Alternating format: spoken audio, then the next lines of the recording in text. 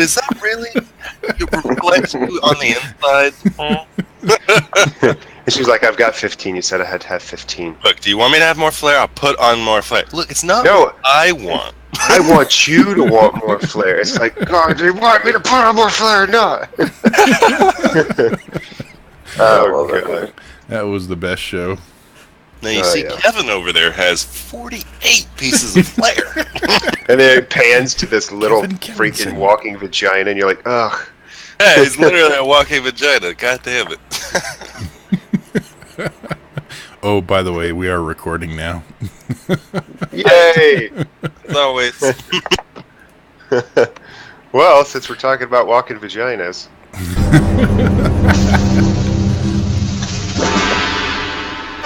Man, honestly, out of the Sounds so good. just the very beginning, that ominous. I thought we were fighting a giant vagina monster. Alrighty. Speaking of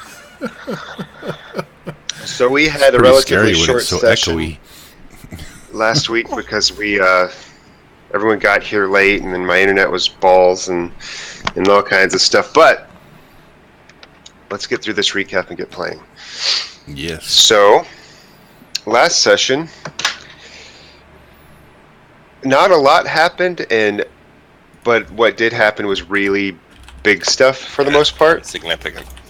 Like, the party got split up, and Relay got a little bit deceived, went off to the blacksmith, got his armor repaired, which is very important, and he got a shield with a chain on it so he can throw it and lasso things and do whatever.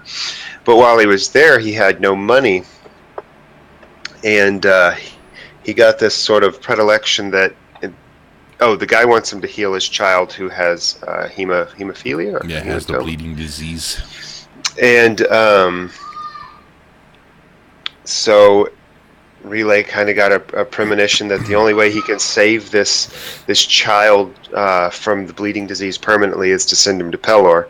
So then he does an augury on it because he doesn't want to kill this child, and he realizes that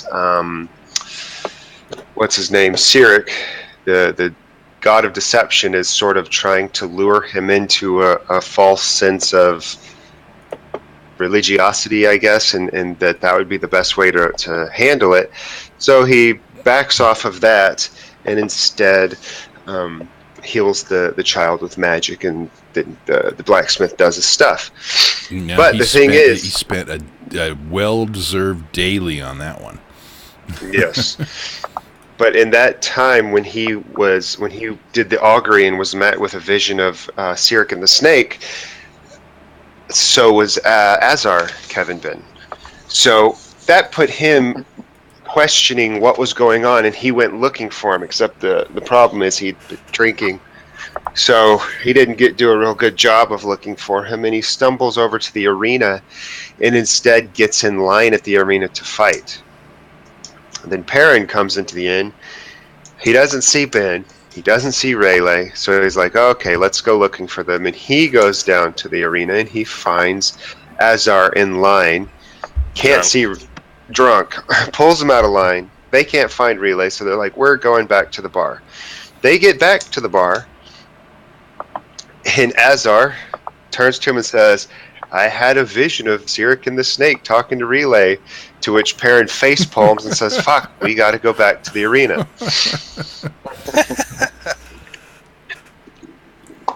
So they go back to the arena, but it's been several hours weaving through this town and looking around and stuff for not several, I think it was about 2. They get back to the arena just in time to see the column of flames come down from the sky and burn the merchant to a cinder. Melt him. And at that moment, Cyric basically throws out a troll face to Relay to let him know that he tricked him. Relay drops to his knees in abject horror to the fact that he's just done the god of lies dirty work, so to speak. Perrin walks up, face palms even harder. Azar decides the best thing to do would be to go and eat Relay's face with his hand, to which Perrin responds with absolutely channeling the hell out of Pelor to the point that he has Relay and Azar questioning if perhaps he's a demigod or something, because a holy Ultima nuclear waste or bomb just goes off. A P bomb. and sort of vaporizes Azar's hand, because apparently his hand was evil, and this is a spell banishes evil, and Azar's hand is replaced with a hand of pure light that's holy and all that stuff. And everybody around got knocked down because this banishment of evil was so strong, and everybody has a little bit of evil in them. Everyone was just thrown to the ground by the sheer force of this. And as you guys look around to figure out what's wrong, if Eliza's okay and all this, you look towards her, and she has the look of a celestial being known as the Cosmic Mother, which is confusing, to say the least, for everybody involved. Well, Perrin tries to talk to her. She seems confused over the whole thing. He's decided that she either doesn't know that she's the Cosmic Mother, or the Cosmic Mother is somehow in touch with her and she doesn't know it. Either way, there's confusion involved. So he decides, I just need to go to sleep. He heads back to the inn. Eliza looks over him. Azar realizes he can no longer get drunk, or at least for now, he can't. What? For now? Yep. So he falls asleep in the inn, and Relay goes about burying corpses of all those who died in the arena. And also, I forgot to mention, he has a cult following now. And shining. That's right. Let me see. I wrote down the number. Oh, you should have made a sound file of that one too this week. It has to be for just Jacob. that horn, though. Yeah, just that part. There's a bunch. I guess 87.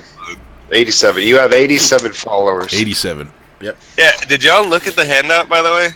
The Cultist of Pelor? I got it all in there, man. Yeah, but look at all this. It's brother everybody over here. Yep. And sister everybody over here. Except Yolanda is sister Yolanda. Oh my god. Did y'all notice this? No. The one black chick is sister. Oh my god. Only Jacob would catch that. Only Jacob would catch that. Literally, I was like, oh, Countess Pelor. Let me look at this. Sister Yolanda. Everyone else is sister. What the fuck? Like, that's the first thing I saw.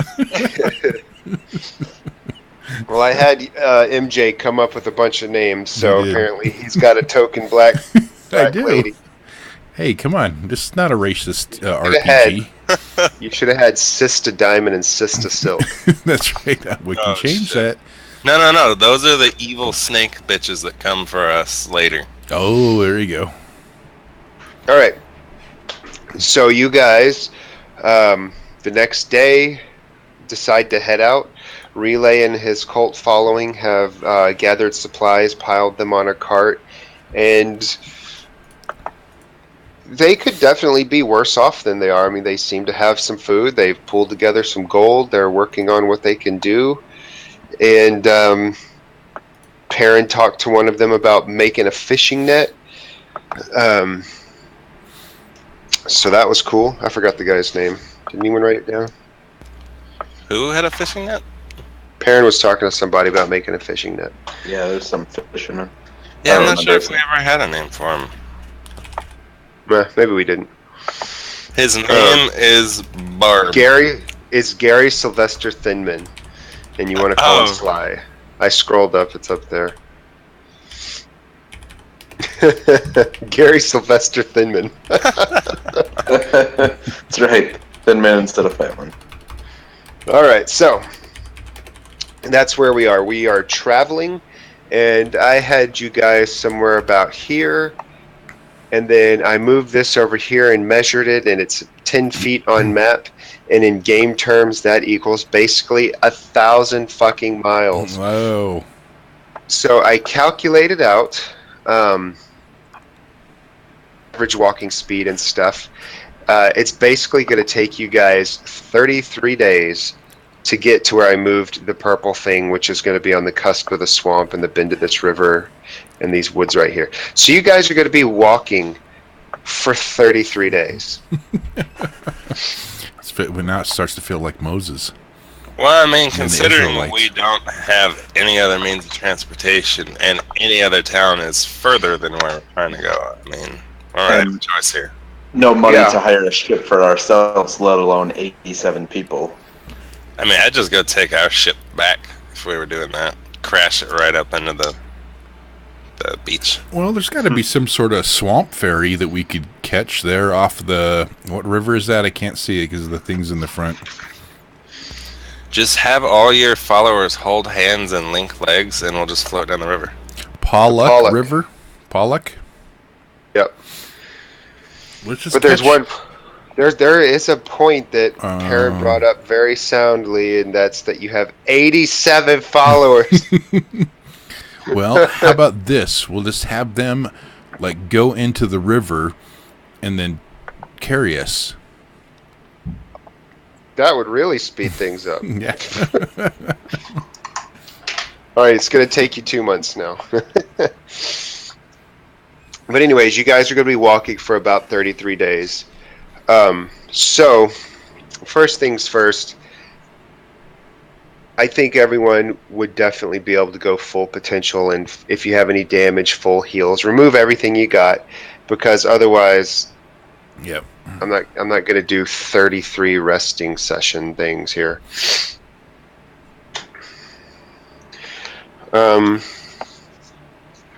But as you guys are traveling along, you're going to come across other small groups moving that way towards the vast swamp. You'll find some who are crossing the river and moving south towards you. You might see some who are moving on the other side of the river. You are going to see that other people are indeed moving towards the vast swamp. Okay.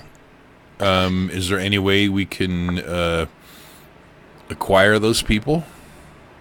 Well, we will see.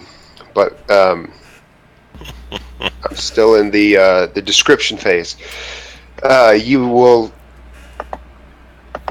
More than a few. I mean, I would say maybe upwards of 30 or so have sort of, since you guys are traveling in such a big group, they would ultimately befriend you. I mean, safety in numbers, so on and so forth. So there are roughly about 30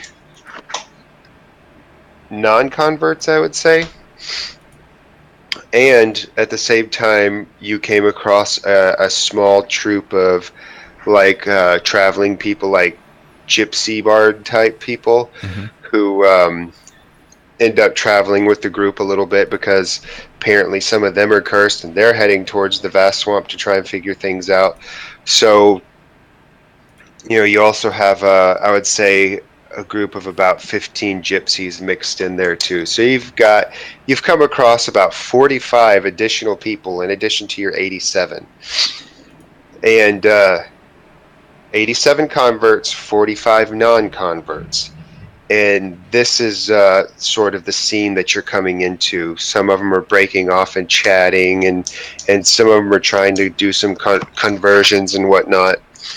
And we'll come to a nighttime scene. They've built a large bonfire. It's one of the nights that you're traveling, one of the 33 friggin' nights. A large bonfire's been built. The now 100+ people are gathered around, some broken off into smaller groups with little fires and people walking around patrolling. You guys have a straight up mobile compound type thing going on right now. What would you guys like to do? Do you have anything any pressing matters you guys would like to bring up? Perrin, do you want to start training? Make the army of Pelor? Yeah, I'm a little torn on that, whether or not I want these people to be able to fight, but I do want these people to be able to defend themselves at the least. So I probably... We could call them the Paladins of Perrin. I would be asking for... I would imagine they would see me training Eliza, and if any of them asked me to train them, I would let them sit in on our training sessions, but I wouldn't go out of my way to train this army, because I'm still not sure which god is commanding Relay to have this army. What do you mean? All right. Well, I think this is a lot of good basis for some struggles for sure. So let's start out with Perrin. You've gone off to the side and you're doing some training with Eliza, right? Yes. And a group of about 10 able-bodied men, come up. One of them is led by a man who Relay has gotten to know as sort of a charismatic leader type. What is his name, Relay? That would be Brother. Let's just take it right from the top. Brother Benjamin. Another Benjamin? Benjamin. Yep. Well, he's Benjamin, not Ben. Well, I guess Azar is Benjamin, but he's also Kevin. He is. He's Okay, mostly well, Kevin. It's a common name for holy yeah. people. Why don't we take it from the bottom then, Brother Thomas. That's like Father Gabriel, Yep. it's gonna be there. There's gonna be a lot of them. That's Yeah. a thing. All right, Brother Thomas comes up to you. He's a little bit shorter than the other guys, but you could tell he's a big talker, and he has convinced these men as he's seen Perrin training. He says he approaches Relay and he says, "Relay, I was thinking you should convince Perrin to train us so that we can become a fighting force and help protect the brand. What did you call it? The Relayites? Relayans. Relayans. The first branch Relayan Church of Pelor. We need to become a fighting force to protect the brethren." What a wonderful idea, Brother Thomas. That's wonderful. Let's go talk with Perrin and get him on board. And if we don't, we just cut his head off. Do you say that in character? No. No. All right. We'll just put. I'll just because Relay does respect Perrin, and so he's going to think that's a great idea because the people will have a chance to to survive and protect themselves now. And Relay totally feels that under the guidance of Perrin and the connection with Relay's connection with Pellar, that they can make this happen well. Just keep in mind, you're training 87 people to take 13 skulls from us. Oh no, it won't be every people. Right now, they've only got 10 men with them. It's Yeah. Thomas and 10 guys. And plus, retconning this all, it's going to be over the 33, days that it's taken us to travel this far. Yeah. So they do need to be, there's got to be some people there that know how to forge, some people that, know how to do certain things. We can just start gathering their skills and, begin forging them into a fighting group. All right. So Thomas is with you, and he has asked you to accompany him to convince Perrin to train you. Yeah. Train him Mm-hmm. in his group. And we're approaching Perrin. Yep. He allows you to take the lead. He's not going to, your Relay the leader of the Relayans. He's not going to talk over you. Yep. He's going to go, Perrin. Brother Thomas here has brought up a good point that may be well suited for this situation and for what we're needing these people to do. There's some certain people in the church that would like to be trained and to, begin begin their purpose in Pilar. I'll kind of pull Relay aside so the 10 men that he's with can't hear us. Okay.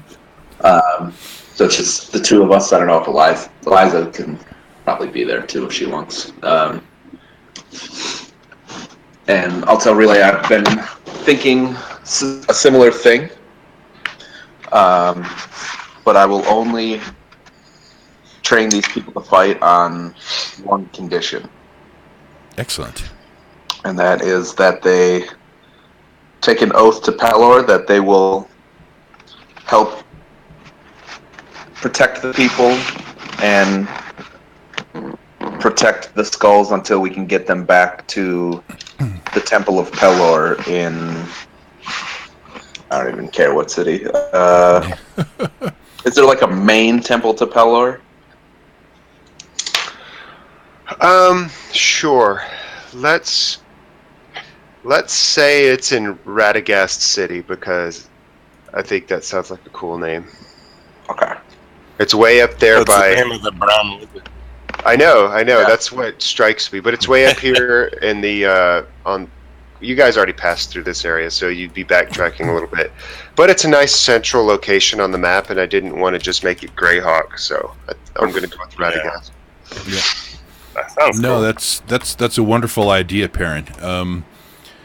Exactly, because they do need to be dedicated to Pellar in this. They've already shown their faith is strong in Pellar, and I think we need to utilize their skills and their talents that they've been given from Pellar to overcome this situation for not only for them but also for us. And that we don't know what sort of plan Pellar has in this whole situation for these people, and I'm sure there's going to be more people that we're going to gather along the way as we head down to the swamp. You see all these people that are crossing over.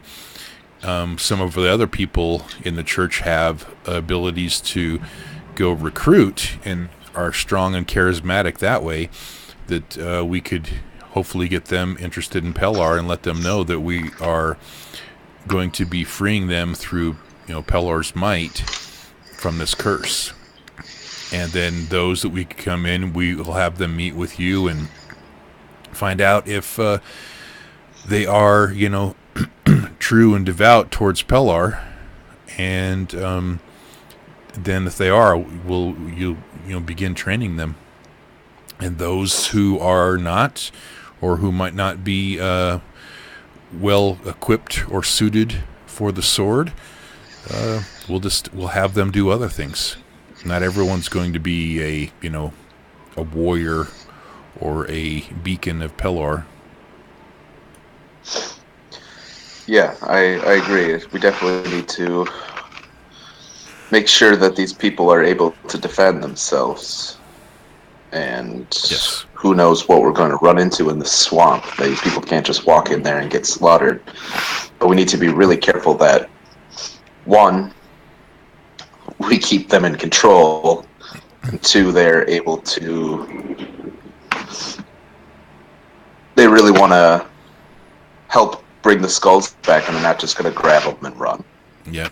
No, I do feel very strongly that these people, after witnessing the might of Pellar that you channeled, which is amazing, by the way. Are you sure you're amazing, a man? spectacular thing. I would kind of imagine some of these people are kind of scared of me at this point. Oh yeah, without doubt. Yeah. But they're scared of both of you in a way. I mean, they have deep respect for you. You guys both showed some miracles. Yours parents didn't actually kill anyone, so it's a different sort of respect for you. It's like Relay's like, he'll kill us. no. See, they all like me though because I'm teaching them bright and shiny as we march along. Bright and shiny. I'm just sitting there playing my lute, hopping around. I gave one of them a flute, and we're just like prancing and jamming. Yep. Sister Yolanda has taken a liking to Asser. Hell yeah!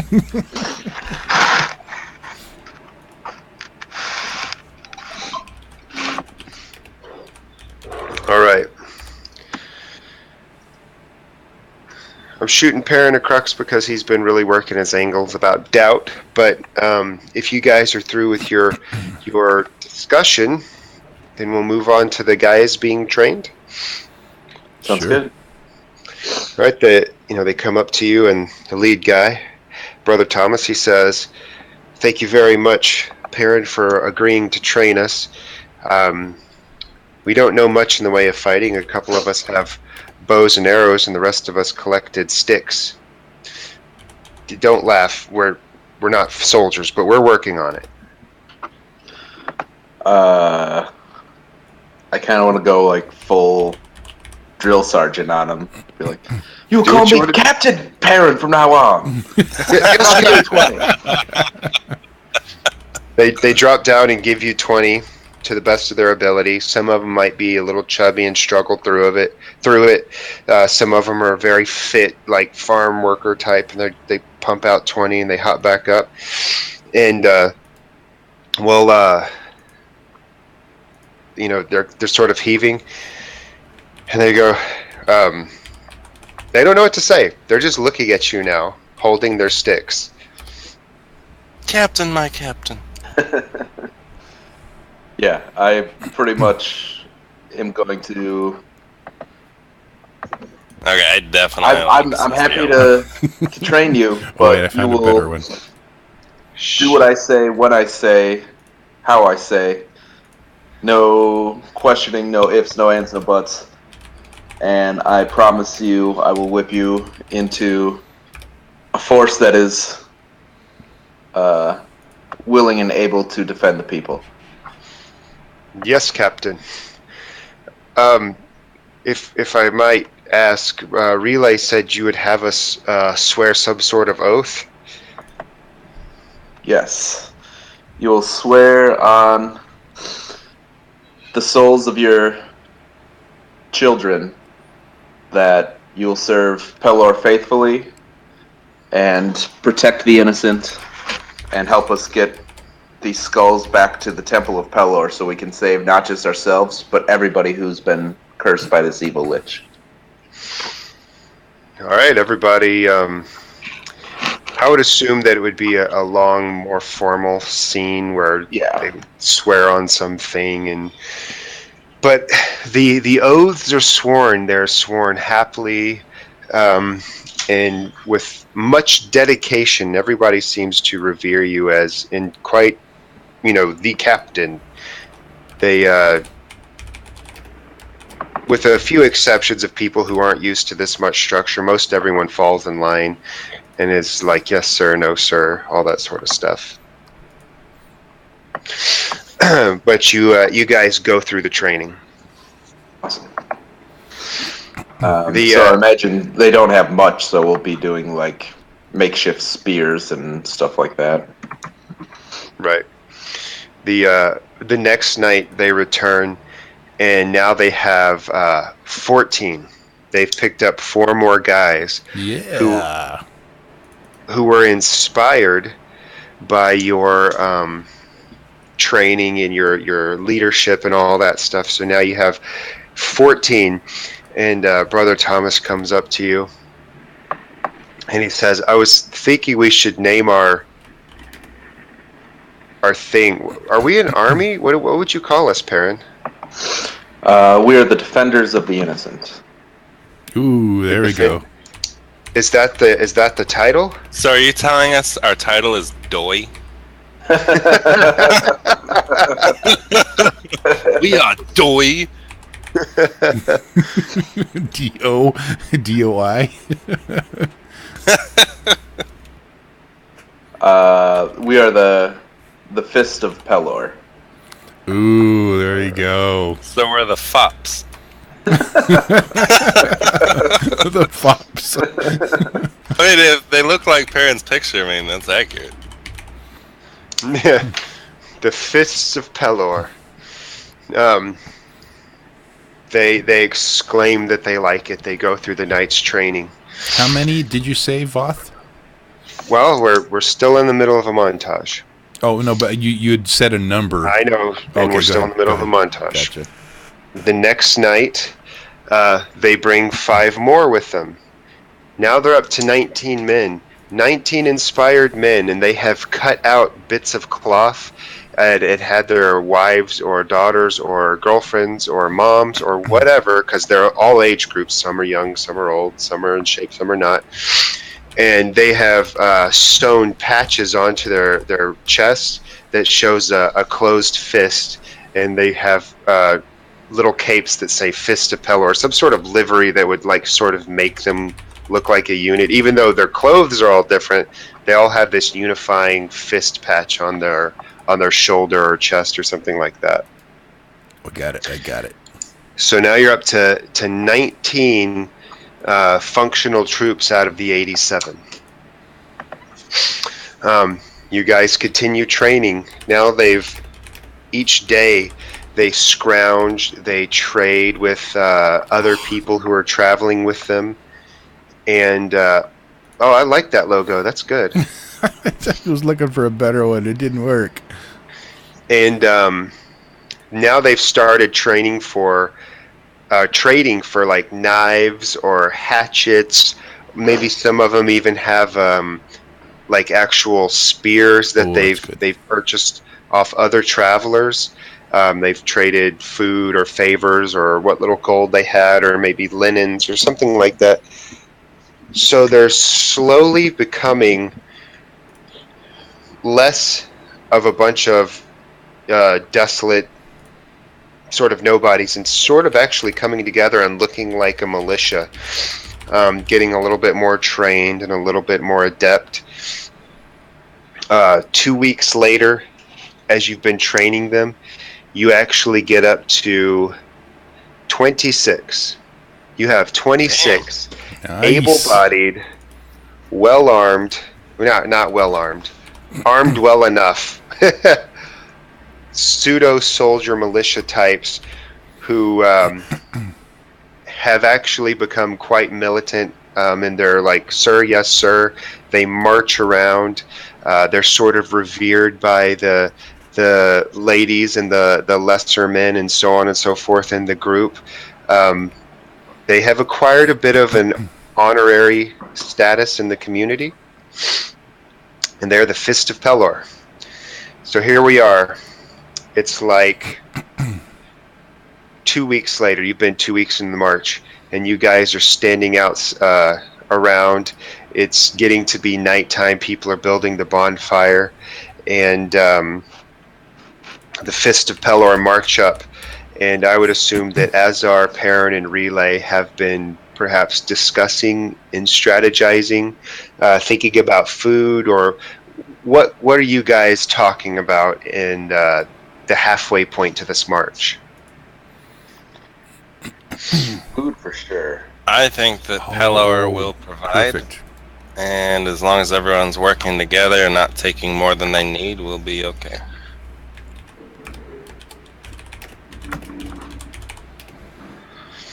That's deep, bro. There's the perfect patch that they made. All right. There you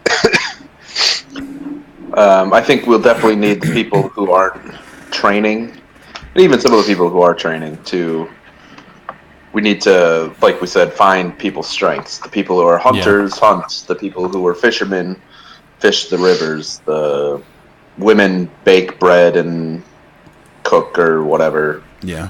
That would definitely be something we'd be doing, because we want to make everyone within the church feel as if they are important and have a purpose in Pelor.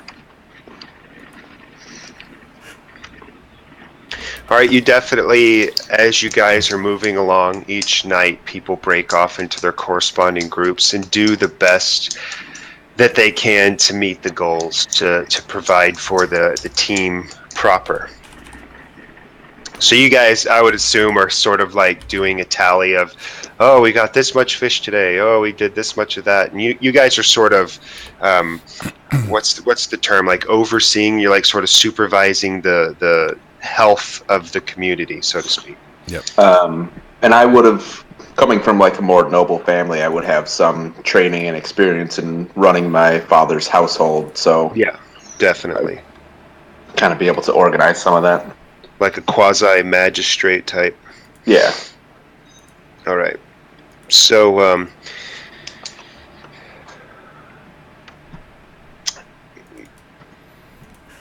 we're going to say that earlier you started noticing that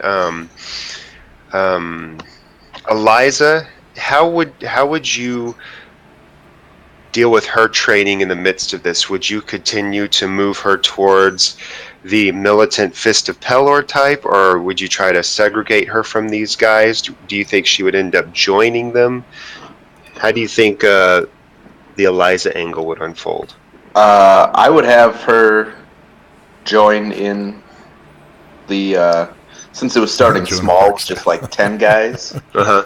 You know, it would start with them just joining Eliza and I's training. Mm-hmm. And then as it grows, she'll just still be in the same training groups.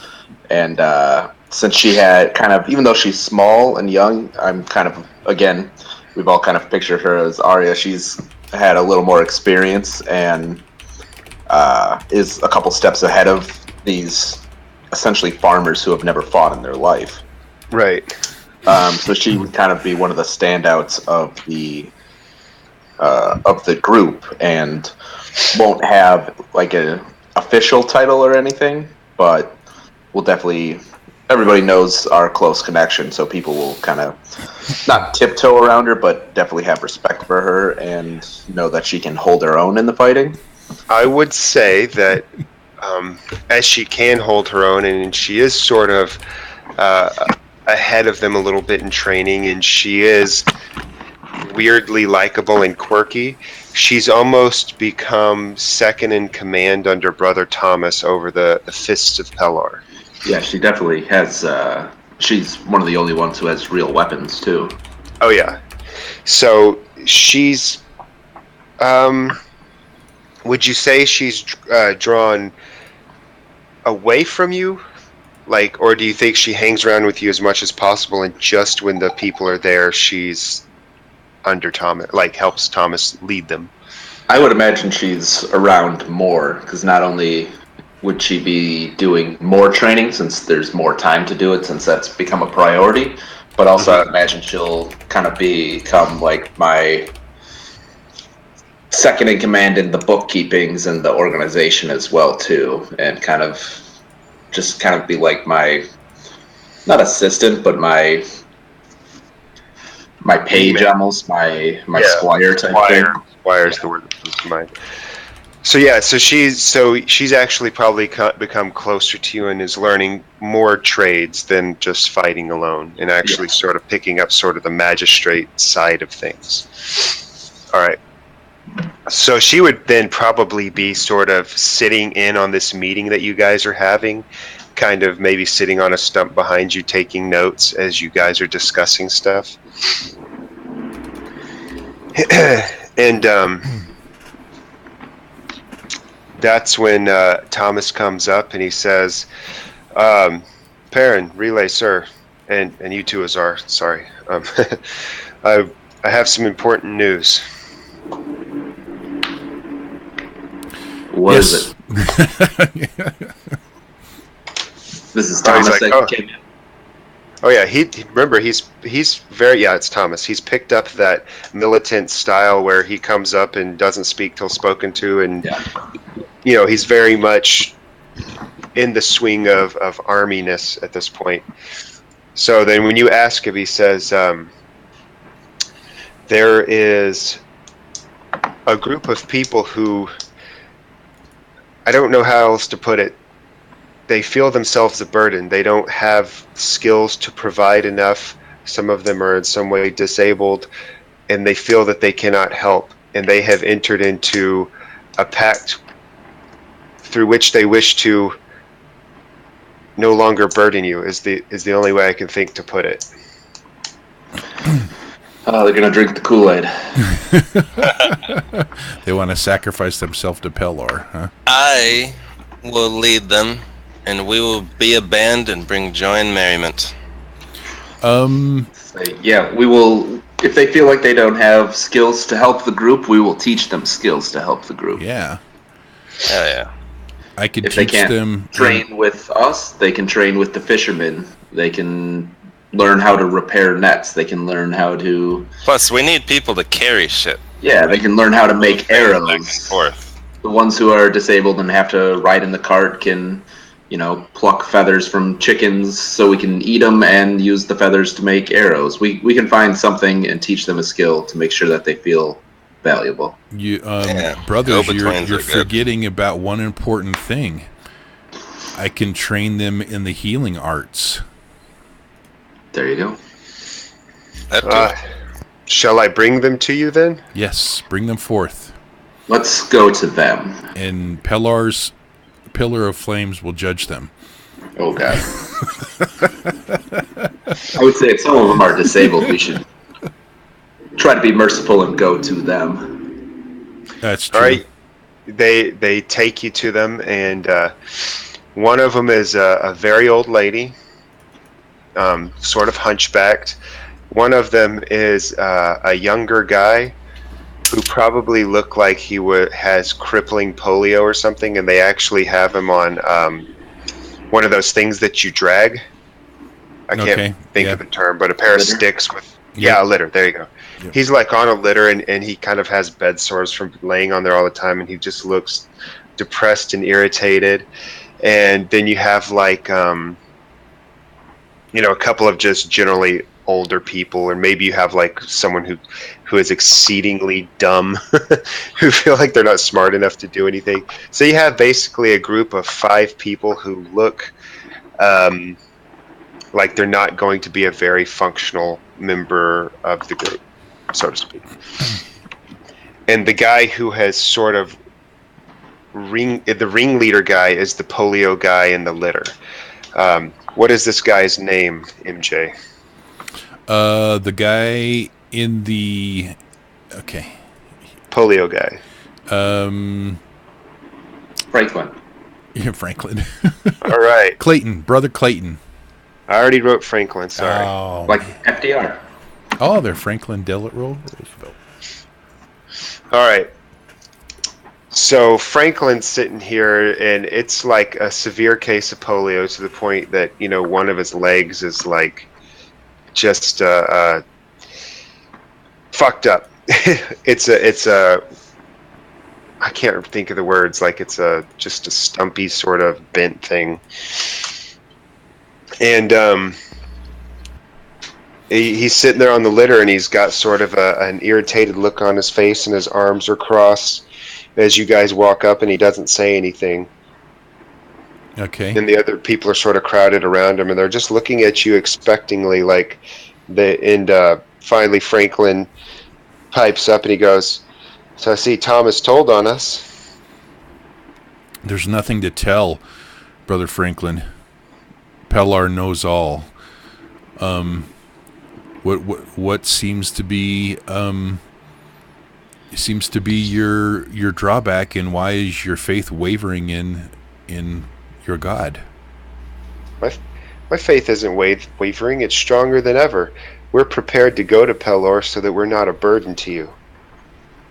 But you feel that your purpose in this life has run out at this time? and Well, that the Pellar has no use for you at all. I'm not strong enough to join the Fist of Pelor. What am I going to do to protect the skulls to get them back to the temple in Radagast? That's a long way, and I can't even walk. Relay will kind of bend down next to him and put his hand on his shoulder and says, well, you might not be able to walk at this time, but there may be other things that you can do through Pellar's might that will serve the good of all. Look, Relay, I understand you're a miracle worker, but I'm not. I'm a lump on a litter who gets drug around. I've been sitting here on this thing for 2 weeks. My only company is Sister Yolanda over here, who's too old to do anything else. Oh, she's not old. Franklin, you believe in Pelor, yes? Obviously. Well, then you're still here because he has a plan for you. He would have gladly taken you and brought you into his home if Yes. it were time. He has a plan for me to lead those of us who are useless into his kingdom so that you guys don't have to look over us anymore.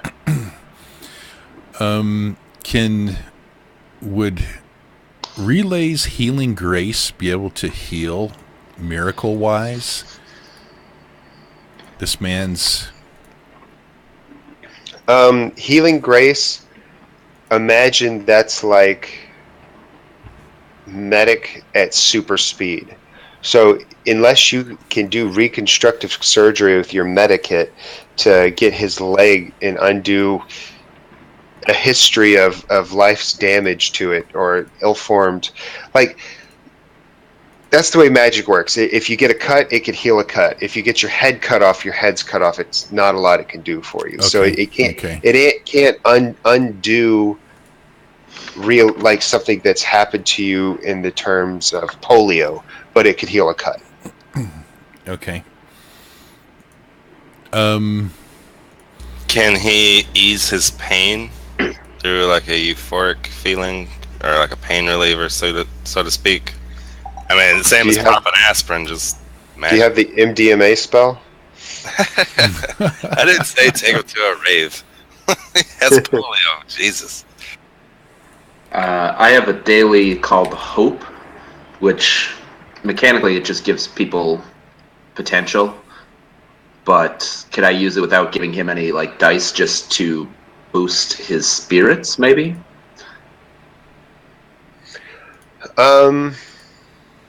You absolutely could, but it's not a permanent thing. So like it would work for tonight, but it's a band-aid, so to speak.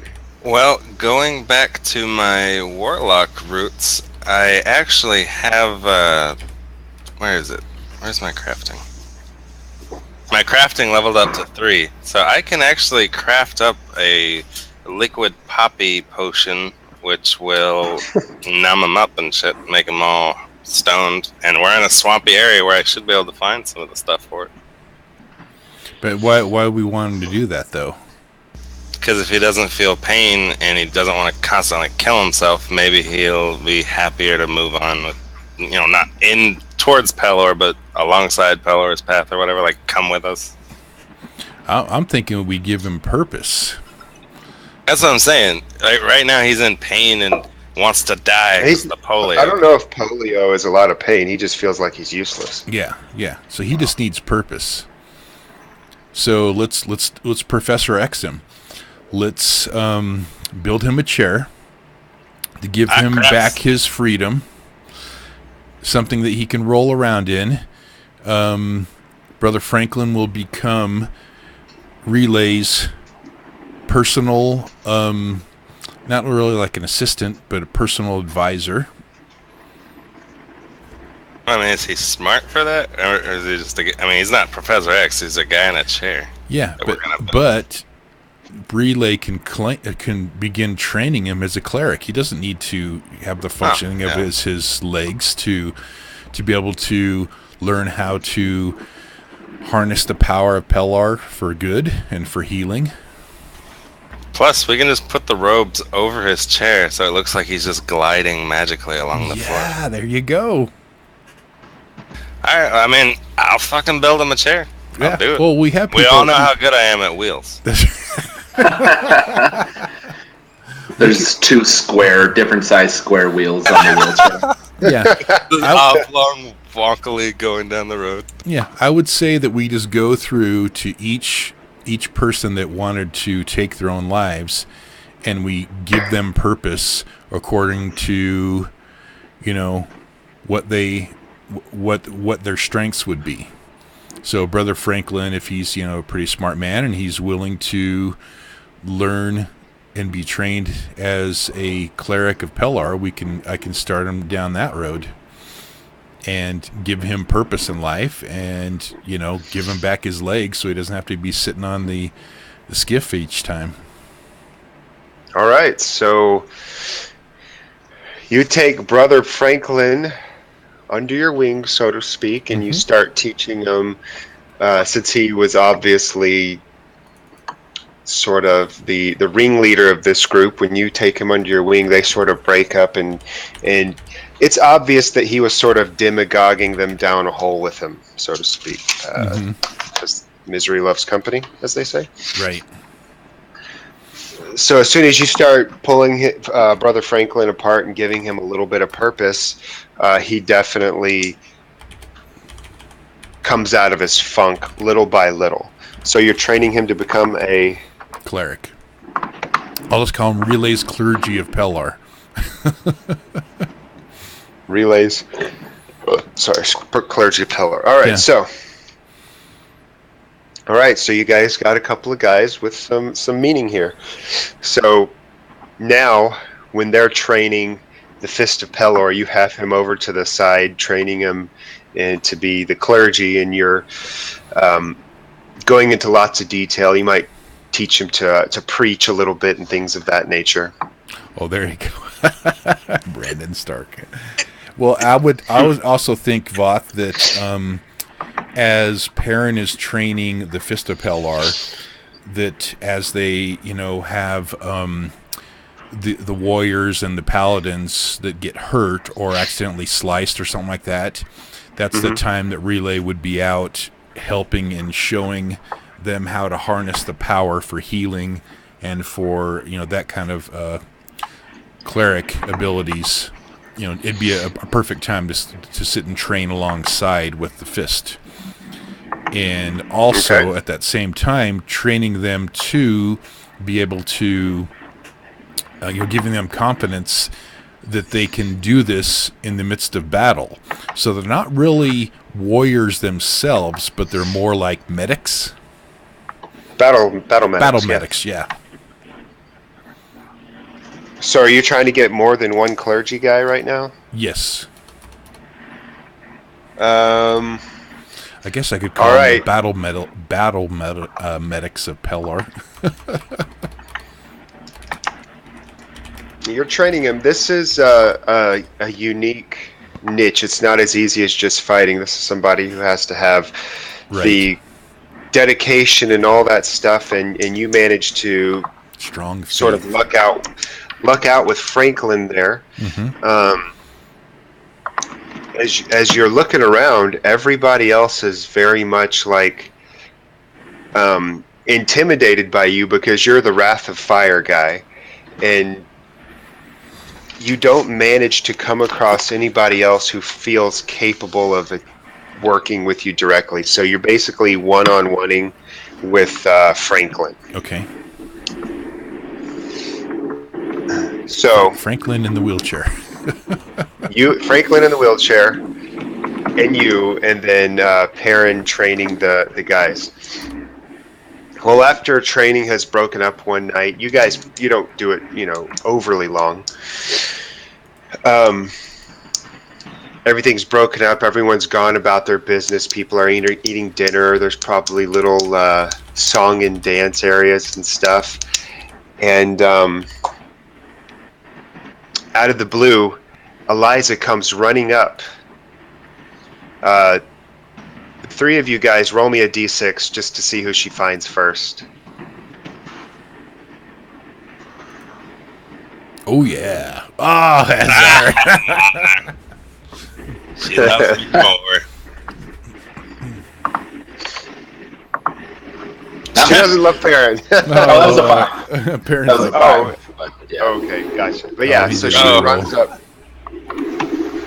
She comes running to the sort of administrative area of the caravan, and she can't find Relay and Perrin. What would Relay be doing at this time of night when people are out having fun and eating their dinners and stuff? Why is Relay unavailable? He's off with his concubines. So, do you want that to be the real reason? That's perfectly acceptable, but Yep. okay. You, Relay, Yep. Yep. This is getting weird real fast. Sister Yolanda, Starting to make sense now, though. Sister Yolanda, and what's the other one? Go ask somebody else, Nani. No, Sister. I love that Sister Yolanda is old. Yeah, Sister Yolanda is with Azar. I thought she was with Franklin because she's like his old caretaker or something. Oh, could be. Yeah. Yeah, all that stuff, and she's your concubine. Oh, is she? Oh, Once joy. you go gray, there's no other way. No, she's not that old. She looks like the pictures MJ was posting earlier. Yeah. Okay, good, great. I got Sister Yolanda. And what's the other one's name? Sister Harem? No, Sister. It's Brother Timothy. Relay swings both ways. Sister Sasha. Sister Sasha. Sasha and Yolanda. And Sarai. It's all of them. I'll just put them all in there.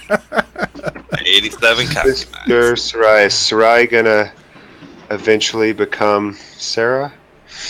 Yeah, All right. Biblical. Well, the good news is Sarai means infertile, so you don't have to worry about knocking her up. Sweet. All right. Yeah, I better roll a d6 So- on that. So you're off with your three Man, all those three fives. concubines. I'm assuming you guys at this point, Relay, do you have like some sort of big tent that you've acquired and like lush pillows inside it and stuff? Oh, absolutely. Mm-hmm. All right, so you're kind of That was rocking the first thing they built. it, rocking out like a salted. So here comes Eliza running up, and she's like, "Oh, he's got the do not disturb sign on the tent." So she keeps running. Well, it's Eliza, don't enter. No, it's Brother Franklin. He's out in front in his wheelchair and just keeping them at bay. Now, what is So his purpose is to be your concubine door guard. And he's my assistant or whatever. He's a brothel bouncer, is what he is. There you go. The side of his wheel says "Do not disturb," and he just like wheels in front of the door. Do not What was disturb Perrin on pain doing? of death. At this point, that made him unavailable to Eliza. Where were you? I would imagine I'm either like sharpening my sword and cleaning my armor in my tent, or if anybody wanted extra training, I could be working with them. He's polishing his sword. All right, so she can't find. Well, I mean, she can't find you is the thing. So, Yeah. like, if it was nighttime and you polish your sword, she's not going to be She'd like. know her. She's not going to be scared of interrupting you polishing your armor. This is a reason you're unavailable to her. Let's say Brother Clayton needed some extra work with his spear. All right, so you're off somewhere training him in person. So she runs over to your tent and throws back the flap, and there's your unpolished armor. She's like, "What? Where's Perrin?" And she's like, and so she turns and she runs, and then she doesn't know where to go, and she looks over towards the bonfire, and there's Azar trying as hard as he can to get drunk, playing his lute. Not even a buzz. And She runs up to you, Azar. What does she call you by? Does she call you Azar, Kevin, or Ben? You tell me. What do you call me, little Eliza? She's gonna stumble over it. She's gonna be like, Ben, I need to tell you something quick. Yes, Eliza. What is it? The Fist of Pelor, they're killing gypsies. The fuck! I run over there. I go and I kick open I guess I kick open little tent flaps or whatever, and I get Perrin. And Perrin's not there. Perrin is that's the thing. She went to go find Perrin. He's not in his tent. Gosh, Perrin, you're screwing things up again. We had it all so good. So we don't have time for this. Let's go. I run and follow Eliza. Yeah. I scream at people that are like looking at us running, through them and shit. I'm like, get Perrin! Tell Perrin to go to the Fist of Pelor! That Brother Franklin picture right there. That's great. Holy shit, that is definitely him, 100%. That's embracing. That's embracing some LARP. If I built the chair, I didn't build anything but that. There you go. The little horsey All in right. front. So you're yelling at people to go find Perrin. Go find Perrin. And so people are like, oh, okay, yeah, okay, Ben Azar, Franklin, or whatever the fuck your name is. Good, go, run. And Eliza's like bolting through the crowd, weaving around like jumping over people's small campfires and stuff, trying to get the straightest line possible to where the Fist of Pelor with the gypsies. You're trying to keep up with her. Give me an Ob2 athletics. Oh, fuck yeah. Ob2 athletics for you. Well, is she holding my hand or not? She let go of your hand, and let's say she's holding your hand, but she did just jump over a fire, so it's an Ob2 athletics to. Oh, God damn it! She just pulled me into a fire. To keep pace with her, to not lose your grip, not get lost in the crowd. Wow, my athletics still hasn't leveled up. Jesus. Click. Since this seems like a dire situation, I'm gonna go ahead and drop at least one potential on it. I'll drop one. Not dire, but This is dire. I'm gonna take the bare minimum. This is dire. He rolled a 1. Well, I actually wanted that. I wanted to get an XP on it. All right, toss an XP on there. When seems to be a thing in this game. When she jumps over the fire, it's like the last little stint to get to there, and you jump over behind her, but you kind of stumble, and the edge of your cloak catches on fire, and she says, "They're here!" And then so you come out, you break through a crowd. There, people are circled around you. The edge of your cloak is on fire, and you see 3 gypsies lined up on their knees. There's 2 of them that are already dead, and Franklin is reading this guy his last rites and about to slit his throat. Wait, if Franklin is? He's over by me. No, not Franklin. Thomas, sorry. Okay. Thomas is he's reading, speaking in the last rites to this guy, and he's about to slit his throat, and the edge of your cloak is on fire. What do you do? Is Brother Thomas, like, does he have the knife to his throat, or is he, like, holding it in the book and talking? He has the knife, like, to the guy's throat area, not touching it directly, but he is reading from a book, saying some things like whatever last rites are. Alright, well then I full on just come barreling through and tackle him, and then if I succeed, we're gonna stop, drop, and roll together. I love that. Holy shit. Let's make that an Ob3 athletics to tackle this guy down and get yourself out of Can I possibly substitute my will here? Because I'm really wanting to fucking stop this guy. I see the point you're making.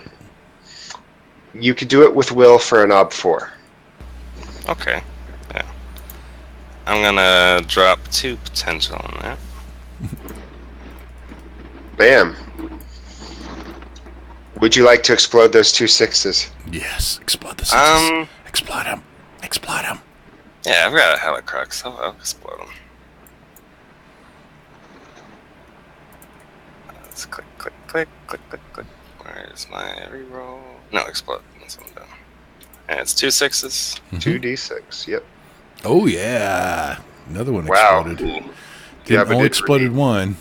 But either way, you met the obstacle of Ob 4. You come diving. What does this look like? You come out of the crowd with a flaming cloak, and you see him laying there. What does this look like? The camera view is you just see little Eliza in the crowd, and it goes into slow-mo, and you just see like fucking Guy Fawkes come busting through the fucking middle of them running, and he dives and tackles this guy going, no, and then grabs him, and they both hit the ground, and they're rolling together, and the flaming cloak that was following me is now doused, and smoke is rising from us, and I'm on top, pinning him to the ground. This is utterly chaotic. You come out of nowhere and tackle him on fire. Okay. The other Fist of Palor who are around, they instantly react and pull out clubs and spears, and they're charging you, and they're going to try to stab you or crank you in the head with the club unless you do something to stop them. I have, since when I tackled him, like I have his knife in my hand, kind of like his hand with the knife, you know what I'm saying? Mm-hmm. And I kind of force his hand to his own throat, and I say, stop, or I'll fucking end him right now. Is that you, Benjamin Azar? Brother Benjamin. I hold up my left hand and like open my glowing palm to them and see if it gets like really bright. Oh yeah, it's definitely bright, and they put their hands down, and everyone sort of step backs and kneels to your hand, and they're like, "We do not understand. Why are you threatening to kill us?" I don't understand why you're killing all these people. What the fuck are you doing? And I use my glowing hand to slap the shit out of Brother Thomas. You slap him, and he says, "We're doing as Relay does. Would people do not accept and take advantage?" I was not the one training him. Perrin was. I Yes, slap but him again, and I say, "You should not do anything Brother Relay does ever." But these gypsies were taking I advantage of our slap him people. again and interrupt him. No, you do not do anything Brother Relay does ever. I understand what you're saying, but we were only trying to act as though he acts. And he slayed the merchant who took advantage of us. So when the gypsies took advantage of us, we thought we should only do as Brother Relay does. And we're giving them last rites, and we were sending them to Pelor. What did these gypsies do in your eyes that were so bad? And I kind of like pull him to his feet and take his knife away. In fact, I start going around and just taking away everyone's fucking weapons and keeping it in a bundle on one of my arms. Well, you guys, first off, you're down to 85 followers, Relay, because they convinced 2 of them to renounce their cultist following to you and join the gypsies, and they're going to run away with them. So the Oh, they're Fist of Pelor. so lucky that Relay is not there right now. See, they're not wrong in what Relay would have done. That's right. So basically, 2 followers. caused- Kill them all. That was they've 2 caused- souls. they caused 2 followers to renounce their faith, and they had also stolen or tricked some people with like gambling or something to lose some of their goods. Like they've lost some food to the gypsies, and the gypsies were preparing to leave after having taken advantage of them, and so they rounded them up, and they were killing them one at a time. So there was 5, 2 are already dead. I look to the 2 dead, and I ask the group, and what were their crimes? What was the terrible atrocity that they fucking did? Taking advantage of the Relayans. How did they take advantage of us? And I do glowing air quotes. They took food from us through trickery and games, and they convinced Brother Jim Bob and Sister Lorraine to denounce Relay and join them for a life of traveling and drinking. Perhaps that was Pelor's plan. Did you ever think about that? Perhaps they can't truly renounce their phase, and they'd bring the gypsies around to Pelor's light, not Rayleigh's light, not his light at all. Pelor's light. No, but Perrin has taught us to be fists of Pelor. We destroy when we see wrong. What are the words of Pelor? He works in mysterious ways. You cannot question him. Yes. And you have no right to do his work. We're the mysterious fist of Pelor. We were doing his mysterious way. The only way to... So you assume that Pelor speaks to you? No, I'm interpreting what Perrin and Relay have told us. And you cannot be wrong. You are infallible like the Lord. He hangs his head. No, I'm not infallible. Then perhaps you have done wrong, and perhaps you should punish yourself. If that is not how we live, is it? We punish those who do wrong? Any amount of wrong? Hand out to you, and he says, I will take my blade back then. I don't think y'all deserve any of these blades. I throw them in the fire that I jumped over. Kind of. He runs up to you, runs over to the fire, and he tries to stick his hand in the flame. I take my glowing hand and grab his wrist before he does it. What? How could I punish myself now? You are being punished. Wrenches his hand away from you and starts walking away. Good job, Azure. Good job. And I let that be. I let him walk away. And I walk away from all of them. All right. About this time, someone has found you, Perrin. And they say, Perrin, what's that guy's name? It's like Benjamin, Kevin, something. What? He just went running through screaming, find Perrin, find Perrin, find Perrin. Something's wrong. I will grab my sword and shield and book it in the direction that they send me. That's about the time when you're pretty far away. You see Relay throw weapons into Azar throw weapons into a fire. They catch the guy's wrist as he reached for him. Then he yells at them, and he's clearly admonishing them for something. And then they, hang their head dejectedly and walk away. And then he turns and he's walking back towards camp, which happens to be right towards you. So you're coming head to head with him at this point. I've got a brooding, pissed off look. Yeah, you don't see his face. The bodies that were laying there, the two gypsies. Actually, let's take it there. They hung their head and went away, so he's not walking back towards you. I would assume, Azar, that you would deal with the tied up gypsies and the two dead guys. Yeah, I just meant I'm walking away from the fire, away from them and the people I took the weapons from. But yeah, I'm definitely gonna handle the two dead gypsies and the rest of the gypsies. All right, so are you gonna untie the living ones then? The first thing I do is I go over to the dead ones and I close their eyes and cross their hands over them and set them up properly. So that's what you're walking up to, Perrin. You're walking up to him, admonishing them, dismissing them, and walking over to dead people and doing some last rites sort of stuff. What's going through your head when you see this? What would you think this scene is? I will first yell at the Fist of Pelor to fall in, stand at ready, and then I'll walk away from them and go talk to Kevin, saying, what the hell just happened? Those fucking Raylanites were killing innocent people because they believed that Rayleigh's holy fire was the work of Pelor smiting on any amount of wrong. Motherfucker. This is what I was worried about when this group started following Relay. I mean, you're the one that trained them. them. I didn't say I saw it coming.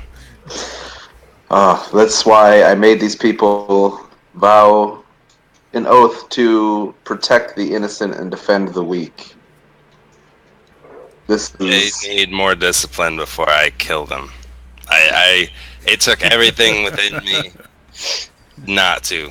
I felt Pelor calming me. He didn't want me to just murder everyone here. Well, I would not have blamed you if you had taking out your justice on them, but I think I look at Perrin sternly, and I'm like, I'm not evil anymore, okay? I believe you. Believe me, I believe you. And I look down.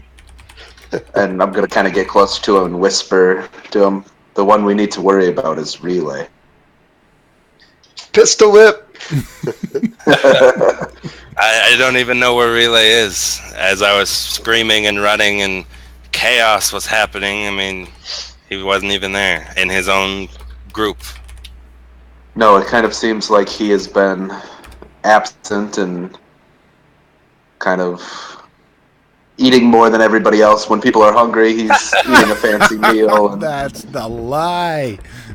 he's off enjoying his fancy things in his big tent while we have people here who are hungry, and obviously the teachings he's been giving them have led them to murder innocent people. This is, I wonder if Cyric's in his head again. When you say Cyric, I face palm with my glowing hand, and I think, or I say out loud, I've been feeling Cyric's presence every time Rayleigh is influenced by him, and I forget and then neglect it and put it off like it doesn't mean anything, and I'm starting to realize it's Pelor showing me. I need to guide him or help him. We need to. I think it falls on us that we're letting his conduit be tainted and corrupted. In your former life, something I heard about, I don't know if you have any experience with this in your former life, but have you ever heard of something called an exorcism? I read about that. I'm not sure how that would work with gods versus spirits, but I've read many books in my time in my old life. We need to do something. I think we're just going to gather more followers, and there's going to be more murder and massacre before we're done. As If these I look people keep over at thinking that there's no room for forgiveness, they're first. I've killed evil in the name of in the name of Pelor, but this is, Megalomania, right there. Freudian this is slip. just That's right. this is just murder. This isn't justice. This was definitely murder. 2 innocent people lost their lives, and I realized I hadn't untied the other people yet, and I'm like untying them as I'm talking. And these poor folks were so close to being in the same boat. I'm gonna turn and have. All of the fists are still standing there, right? And Thomas is looking very dejected. Oh yeah, you had them sort of standing pretty far back, so they would be having trouble making out what you guys were saying. But they are standing at attention and not interjecting. They're very militant. All right. I'm going to turn, and someone I trust very much is Brother Ishmael. That's a good one. And Brother he's one of the Ishmael. fist? Yeah. All right. Please take Brother Thomas into arrest and tie him up tonight. I am going to talk to the gypsies, and in the morning, we're going to get to the bottom of this. Brother Ishmael, he's like, yes, sir, if I may speak freely, sir. You may. The gypsies were doing evil by us, and I don't understand what we did wrong. Well, I don't understand what happened yet. That's why I want to talk to you, talk to the gypsies, and get to the bottom of this before I lash out and kill someone. We need to figure out what was happening, and we can act accordingly from there. Before you lash out and kill someone, so we are in trouble for doing as you would do. No, that's what I'm saying you should not have done. That's not what I would do. I want to talk to everybody and figure out what's happening. And if you are acting in the right, no harm will come to you. He bows to you, and he says, "Yes, sir. I'm sorry, Thomas." And he takes his hands behind him, and they have like little makeshift manacles, which are like 2 ropes with slip knots on them,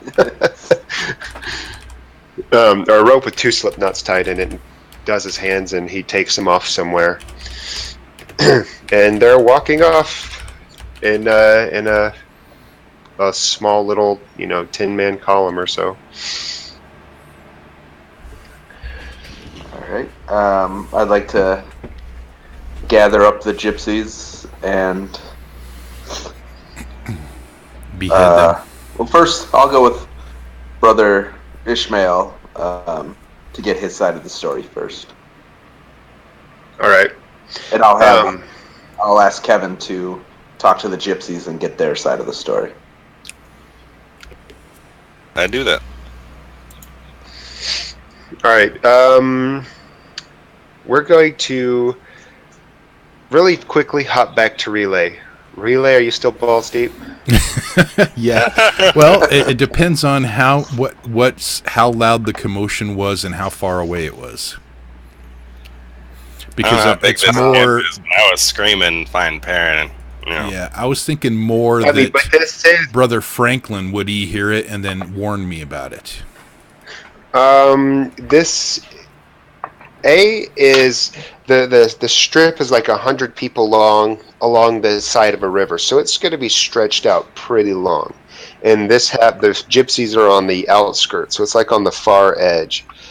And I would assume that your private time tent is not like in the midst of everybody. Private time so tent. it's actually quite possible that you didn't hear anything. And then on top of that, there's the fact that if someone's yelling out, "Find parent, find parent," that's not find Relay. And Brother Franklin would probably take his job very seriously about do not disturb. Yeah. He's like, my dick doesn't work, but Relay's does. Yeah, and I would figure that I probably would have at least a couple of the fist guards, right? Posted around my tent. If you want 2 fist guards, you could have 2 fist guards. Yeah, I would think that we would do that. All right, so you got 2 fists and a Franklin outside. But they're still not warning you about anything because, like I said, you're often sort of secluded. And, I mean, there's going to be music and rabble-rousing and stuff going on. Not rabble-rousing, what's the term I'm looking for? Just people. Rabble. Yeah. Yeah, just people being loud and Ruckus or something ruckus, yeah, something like that. It's just a noise is going to be over it. So it's like him calling out parent, find parent isn't going to necessarily be heard. Yep. No, then Relay's not going to hear anything then. All right, then we're going to shoot. Let's do Azar. The gypsies are sort of collecting, and they're going over to their wagons. This is a smaller band of gypsies. They have their dead. They're building a pyre to burn them off, and they're collecting their stuff. What would you like to do?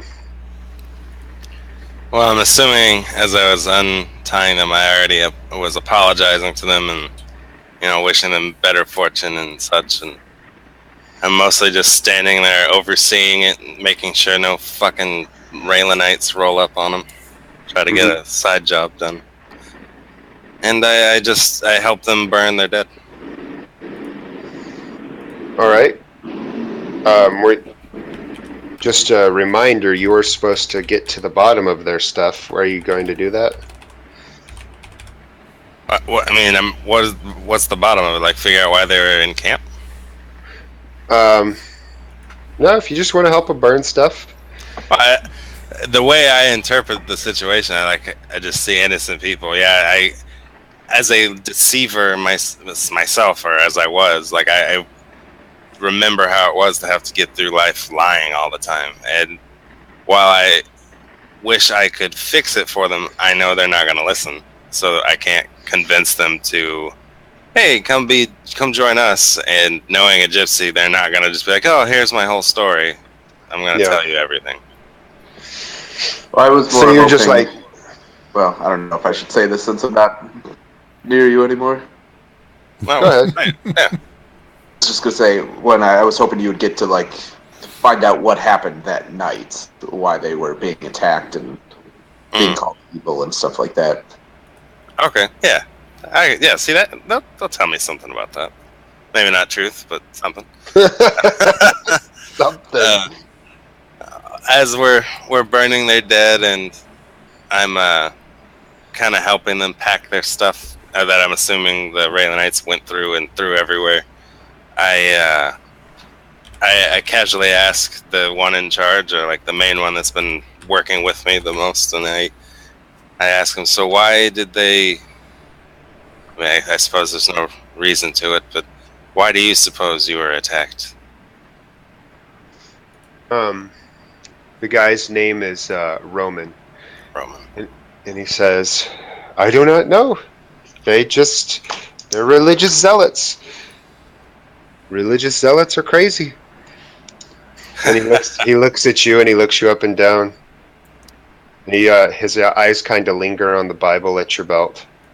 Well, you know what I mean. I do know what you mean.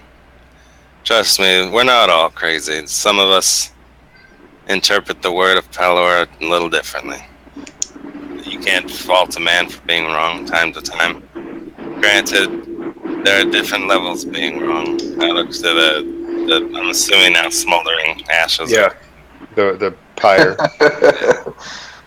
Yes, that's definitely a degree of being wrong. I can agree with you there. And he turns and begins walking away. So, again, I have to find out why. What were y'all doing on the night that crazy people were crazy? We were keeping to ourselves and playing music and playing cards. I walk closer to him, and I say something that only gypsies would know. I say, what is that? there's two sides to the coin. There's two sides of the same coin. He looks at you. He says, if you know, then you know. Things are what they are, and that's all that they are. We are gypsies. What do you want from me? And he sort of pushes you away. I grab his hand with my glowing hand, and I sling it away, and like, don't act like I don't know what you're doing. Don't come around here again, or maybe we'll let them have their way with you next time. Spoken like a true religious nut.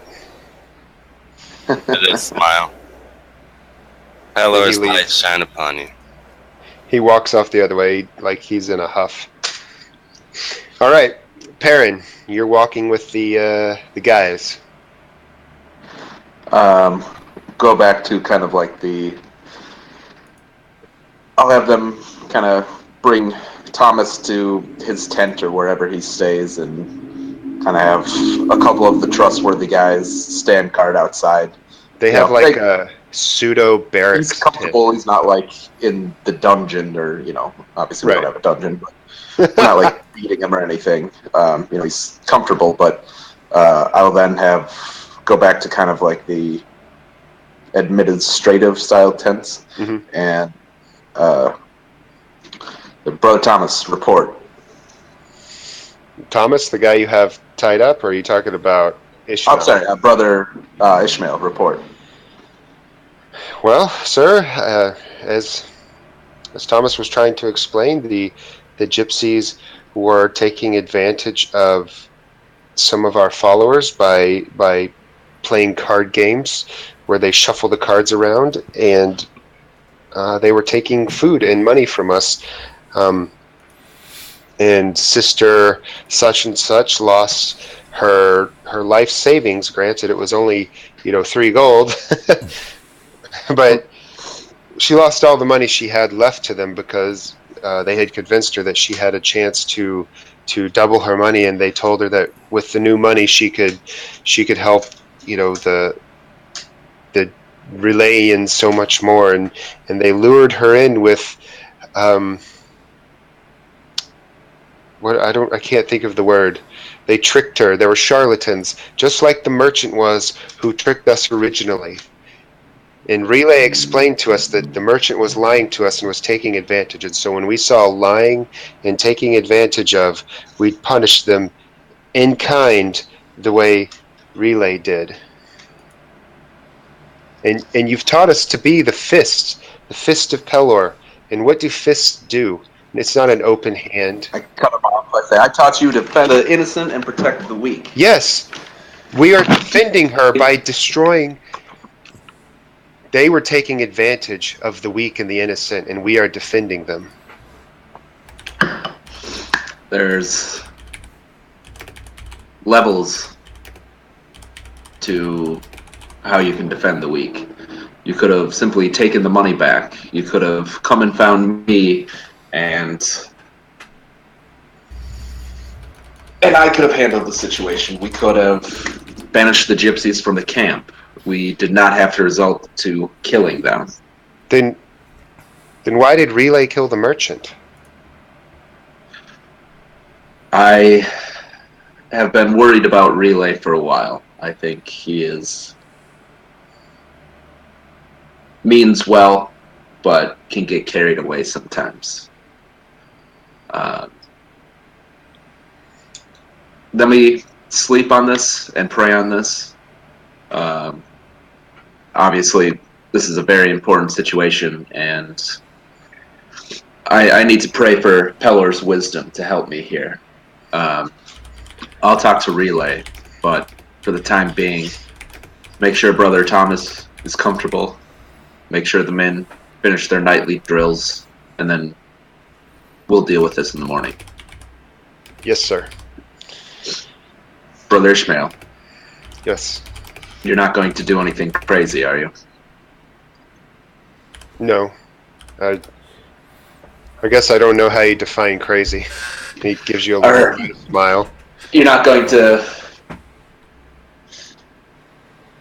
to free Thomas or take out your vengeance on the gypsies tonight. Oh, no, sir. You've given me an order, and I follow your orders. Yeah, they're pretty pretty in line with what I usually tell them to do, right? Oh yeah, literally, you could determine that this is a lot of confusion because, you've taught them defend the innocent and all this stuff, and they conflated your teachings with Relay's demonstrations, and they drew the conclusion of fist smash when defending. It's confusion, misinterpretation, typical stuff regarding this sort of thing. I'm going to, as he's leaving, actually tell him, Brother Ishmael, grab 3 trustworthy men and meet me here in 5 minutes. Oh, yes, sir. All right. Oh, dang it. Lots of time has passed at this point. There's been discussions and all kinds of stuff. Relay, are you done yet? Sure. All right. To impress the ladies, this is going to be an OB4 athletics. You've been at it for a while. Oh, dang it. There, the picture finally came through. Don't succeed at a cost. That's right. Obstacle 4 athletics? OB4 athletics. Well, I'm going to have to throw some potential on that. What's he doing? Relay's really into fucking. That is the best thing to ever say. Oh, girl, I'm gonna throw some potential on that. Take a Doom. Take it to him. She'll be mad at you later, but for now it's cool. Hey, there's 3 of them there. I have to put some potential into that. You could take it to him, buy it down to it up 3. Well, that's true. Oh my If God. I, if I succeed at a minor cost, I'll level. You will. Let's see what that could be. Athletics will go up to 66. Wow. All right, so I got obstacle 4, right? Yes, All right, sir. I'm going to throw out 1 potential. I got some Crux.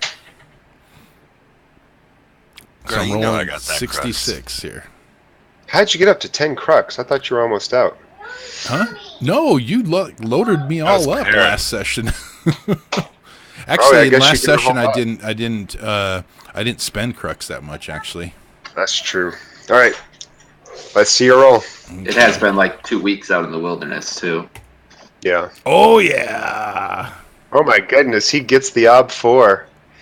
You're the master of this harem. That's right. That was So, challenging, the and money I back. overcame. You overcame all over the place. I was literally trying to think of what to say there, and that was perfect. All right. Yolanda, Sasha, and Sarai are laying about you, cuddled up to you. They're worn out. What do you do as you lay there afterwards?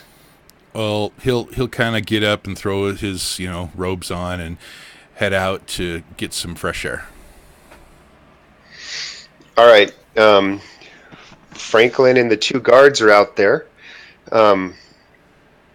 outside the tent, and Ishmael walks up, and he goes to one of the guards, and he says, I need you for something important. You're going to have to abandon your post. And he looks over to you, Relay, and he says, I'm sorry, Master Relay, I must take one of your guards. What's going per on? Perrin's orders. Perrin's orders? What's going on? We've had some complications tonight. Okay, he'll Relay get a concerned look across his face. Okay, please explain. What complications? Yes, Master Relay. He kneels down to you and he says, we had gypsies stealing from us, and we visited vengeance upon them, and now I believe we did as you did. We smote them. The gypsies were stealing from us? Yeah, they were taking advantage of the weak and the innocent, and we protected them as we were supposed to. Or I'm not really sure if we were supposed to, but that's the way we perceived it, and so we smote them. Great. And okay. there's what's the worse problem then? things. You were doing your job. Great. It's a perfect response from Relay. Yeah, that was great. Good job. He bows to you and he says, so then can I have one of your guards? I must go to Perrin. Okay, what is Perrin asking? Why is he taking one of my guards? What's the problem? He asked me to collect 4 reliable men that I trust. And I trust Brother Bob. Is he sending you guys out to slay the rest of these gypsies? I do not know. Okay. You can certainly come with me and ask Yes. Perrin yourself. I did not question him. I simply did as I was told. Okay. All right. Yes. Give me a second. I will change and let's. Yeah, I was gonna forget ask, about is that. he standing there naked? No, he had his robe on. So you're like, you have your hands on your hips and your robe, like, what the fuck? Oh, good job, guys. he interjects as you're going to change, and he said, I'm on a 5-limit time set, sir. If you could accompany us now. We're used to your harem robes. It's okay. He's like, no, I will catch up with you. Where are you meeting? The barrack. The barrack tent. The barrack tent. Okay. So let's finish killing those chips. All right. That's right. So, Perrin, Ishmael walks up. He's collected 4 guards, 4 of the Fist of Pelor he trusts. One of them you recognize as the guy who's on guard at Relay's tent. And as he walks up, he says, "Sir, I ran into Relay. He'll be here shortly." Relay's going to get dressed in back into his armor and everything. That takes a while. Yep, even with the help of. I'm just giving you some heads up of what he's doing in his tent, and then he's going to head over to where they're at. All right. I'll say, I see. Men, follow me and be prepared to follow my orders. I want no questions asked. I want instant compliance of what I tell you to do. Ishmael, kind of furrows his brow in confusion. He says, "Sir, what are we about to do?" We are going to arrest Relay for false teachings of Pelor. At that point, Thomas, who is tied up in the barrack tent, starts calling out that you guys are heretics. Heretics! You can't arrest the Relay? The Relayans, not Parians. And Ishmael, you could tell he's torn, and he looks back to Thomas, and he goes, "Sir, I don't know if we should do that." I'll look at Thomas and say, I will not order you to do this, but if you think murdering is the way of Pelor, instead of trying to teach people and forgive and try to lead them to the right side, I will not force you to do this. I want you to search your heart and do what you think is right. This sounds like you're going for a rationalize with him. Yes. So you don't have the skill, so you're going to have to replace one of your 0 XP 1 point skills. And he is somebody who you trust very well. So I'm only going to set it at an ob2. All right. ob2 rationalize. Jesus. Hellfire hath no fury upon Perrin. Ob2. All right. I will use 2 Crux. To buy it down to a 1? Oh, I'm sorry. I meant 2 potential. Well, you could spend 2 Crux and buy it down to a 1 if you wanted. I mean, that's a valid thing. Yeah, I'm going to go with the potential. All right. Draw your Crux back. Because I already deleted them. All right.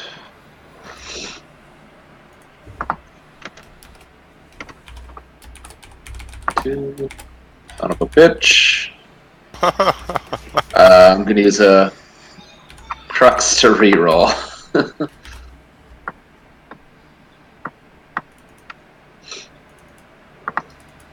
There we go.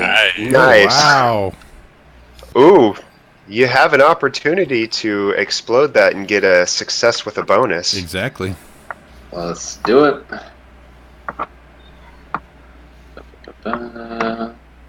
Drop another Crux.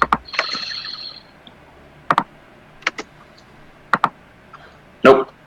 All right. Okay. So you convince him, and he pauses for a moment, and he says, "We're going to help Relay, right? We're not just going to do away with him." My plan is to try to help him. I don't know that he will accept our help, but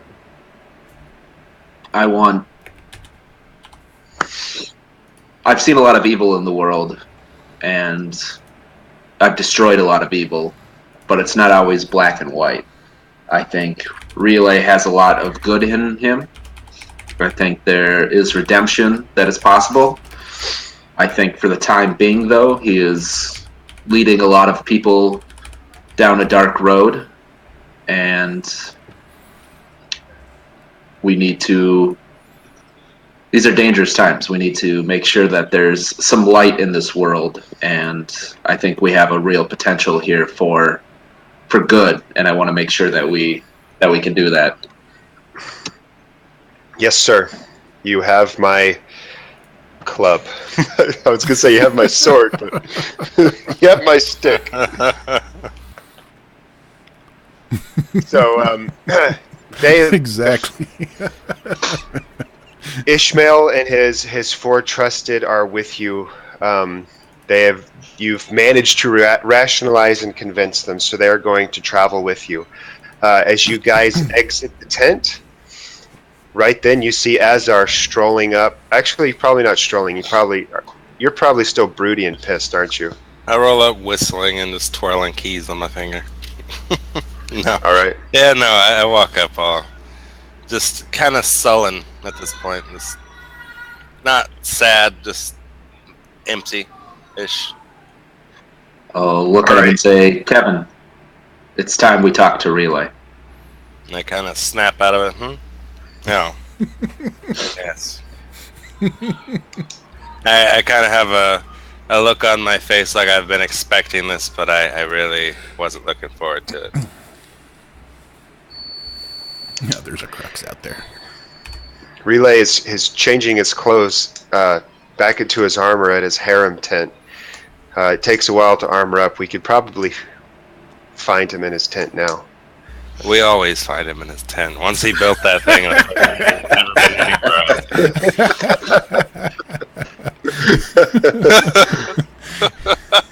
You guys are like total king slayers. King slayers! Well, I mean, if it's the Mad King that we're slaying... I mean,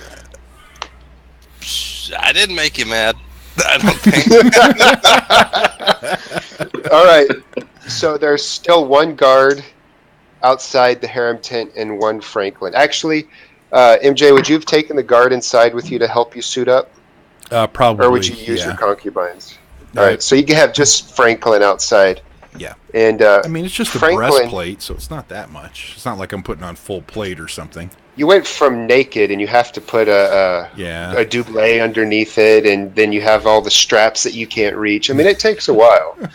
And I'm assuming you'd have some, boots that aren't that easy to put on. It takes a minute to get into full armor, and to do it properly, because you don't want to go out there and have forgotten to do something. Right. And they only talked for 45 seconds, really, and the tents aren't that far apart.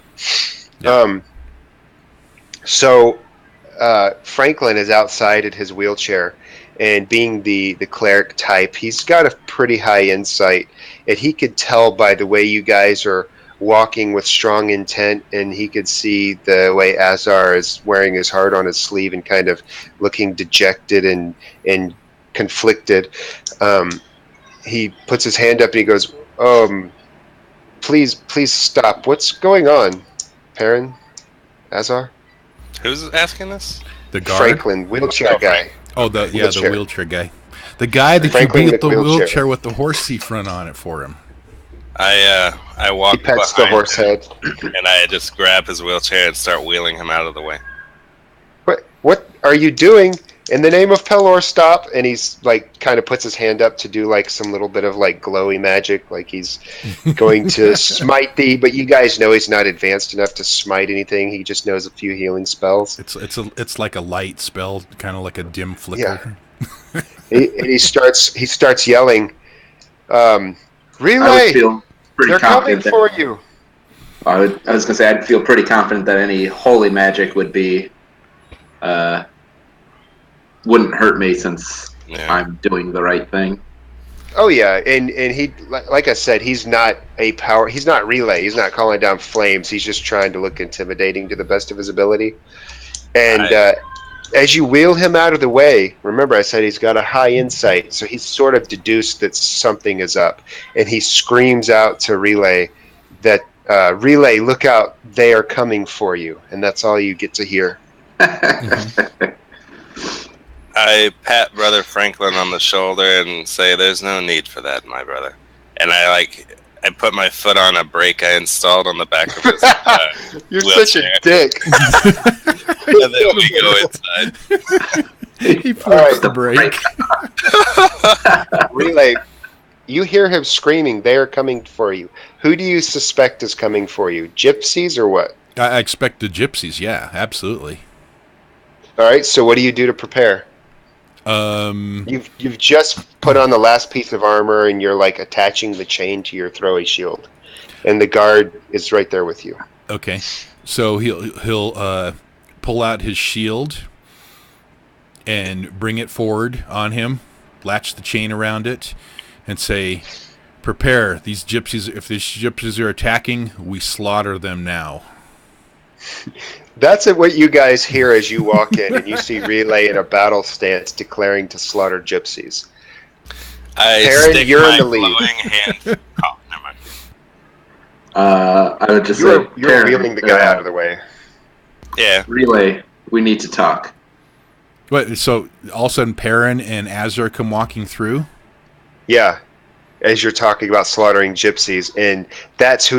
When he screams, "Someone's coming from you," or coming for you. So, how would you read the situation? Perrin just said we need to talk, and there are obviously several guards moving with him. Okay, well, at the sight of Perrin walking through, there's going to be kind of a relief come across Relay's face, and then he's going to get a questioning look, and he goes, "Are we under attack, Perrin?" We're not. We just need to talk to you. If you would come with us, that would be most helpful. Says, "Well, okay, yeah, no, that's fine. What's going on? What's happening?" Because he's more concerned about that we're under attack. I'm How afraid. would you have prepped the guards? Would the guards move in place to take him into custody and disarm him, or would they just be standing behind? Oh, there's you? more guards with him? Yeah, Yeah, I brought, he brought 4 guards. Oh, I thought it was just Five. Perrin and Azar coming through. It's I brought Perrin, Azar. Fishtail plus 4 more. Yeah. I would say some of your teachings and your actions have led to more evil. What? Wait. My teachings of what? And who? Your your killing of at the gladiator ring, along with some of your overzealous teachings, have gotten us in trouble once again. Wait. My killing at the ring? That was not killing, that was freeing. We have these people now because I set them free through Pellar's might. And the teachings, Perrin, you've been the one that's been teaching these people. I have been teaching them of the ways of Pellar. And my clergy, well, Brother Franklin, has been the one that I've been... It's the only one that I've been teaching.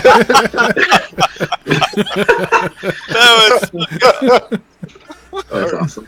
That just hit me too hard. Oh. And then he's going to turn to Perrin and says, "Perrin, what are you talking about? Are you turning on Pellar? What is going on here?" You know I'm not. I think you're still confused. Why are you standing at my tent with 4 of Relayans from the church, and then Brother Franklin's yelling that we're under attack? What's going on? What are you doing, Perrin? I'm taking you into custody. For what? I think you're confused, and I think you need some time away from leadership to get your head straight. Who and is the one really find Pellar? Who is the one that's confused in this situation? It sounds more like yourself. You're I coming stepped to through the my door tent and in the middle of the night, and you're taking me for an action that happened back to free these people, and it's been 33 days since then, and now all of a sudden, don't you know how this looks, Perrin? Some of your followers have murdered gypsies tonight. Wait. Who murdered gypsies? Oh, the gypsies that Ishmael, did you informed me about those gypsies? Ishmael says, "Yes, sir." Well, and what's wrong with that? The gypsies were attacking our people, is what I was told. There was no attack. And so, how do you know this, Ishmael? Are you telling me lies? I don't think he They ever stole I from wasn't us. there. They explained that they stole from us and took advantage of the weak and innocent. Okay, it took advantage of the weak and the innocent, and they stole from us, isn't that an attack on our people? It's not an attack. It's a sin, and it should be dealt with, but not with murder. Okay, how do you propose to deal with this? By taking me into prison? I'm worried that you're still operating with the evil gods in your head, like before. Did you not? Oh, okay. Well, and I'll kind of then Perrin really try to push what I just said on the guards around him. That he's had evil gods in his head before, so they kind of realize that he's had evil gods in his head. Yeah. Mm-hmm. Then Perrin, come talk to me. Why are we making this a public spectacle? It's not a public spectacle. You're making this look, and you're sitting here turning and saying to all the people that the things that we weren't going to talk about. Relay, this isn't public. We're in your tent. It's the middle of the night. No one else in camp knows we're here. Except for the 3 harem sisters and the 5 guards in Franklin. Yeah. Okay. And the extra guard who brought him in to dress him. But nobody. Now, okay. Relay is going to ask that Perrin and Azure come into the tent and they all sit down and talk, because he's got a whole bunch of worries that are rising up in his head from the actions that Perrin is now saying to take. Because part of him's like, okay, well, maybe I do have an evil god in my head that's driving me or something, but I need to talk to Perrin alone, because now there's now 85 people in this. Well, you don't know that. Oh, I don't know that the five. Okay, so he's thinking. He left that part out. Okay, he so said in there more, and then he's asking Perrin him and Azar to come into the tent so that they can talk and discuss how to move forward with this, because he's not thinking that taking Relay into custody is going to be a wise decision to do right now with all the people. Our sister Sasha comes over and walks up behind you, and she says, "Do you want us to stay in here or leave, Daddy?" Daddy. Jesus. Oh, gosh, that's horrible.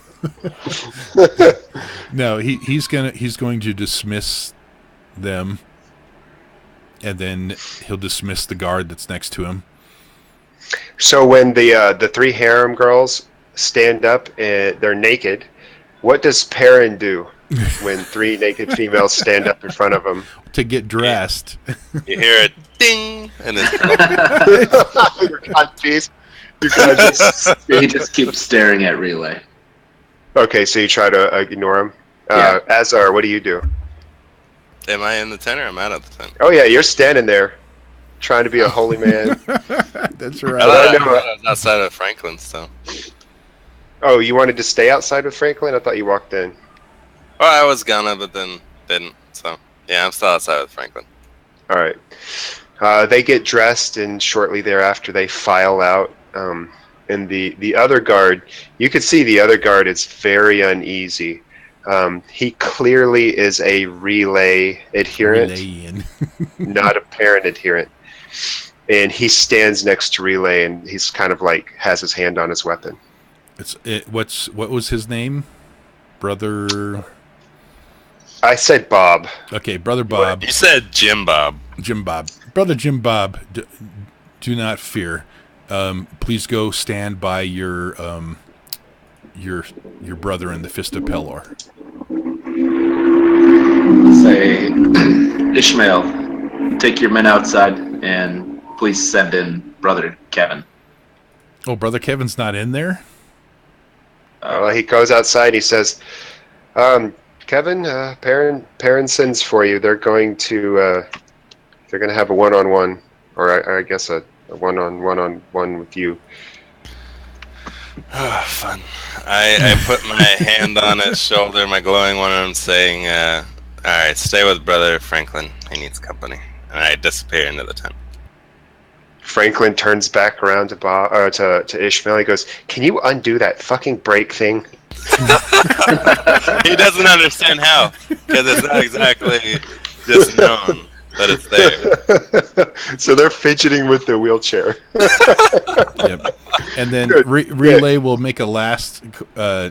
He'll give Brother Franklin a order to go attend to the injured. Anyone who's any Relays that are injured. All right. They everybody carries out the orders they've received, and now it's just the three of you and the harem tent that reeks of sex. Perrin, what in the hell is wrong with you? What are you doing? Really, I think some of your teachings are leading people down a dark path. I am teaching nothing. Well, no. Why? Okay, it's because a couple of guards attack when our people are being oppressed and taken advantage of. Why is that a problem to throw me in jail over? How maddening is this thinking in your mind right now? And what's going to happen if you throw me in jail and take me into there? What do you think all these people are going to do? I want you to... Are you going to kill all them? I want you to step down and take a leave of absence from teaching and put Brother Kevin in charge of the teachings for a while. Until you get your head straight. No, absolutely not. He looks over at Kevin with a distrusting look. It says, "The man that tried to suck the power from me, you want me..." I believe you forgave me for that last session. I did forgive you, but that doesn't mean I still trust you. His evil hand has been destroyed and replaced with a holy one from Pelor. I hold that. What he was trying to get out of you was the evil gods that were controlling you. Just remember that there are evil gods who still control you. They don't control me. All he did was deceived me. That's all that happened. And you're making my point for me. I know, but does that mean I'm still being deceived by when I'm teaching the words of Pelor?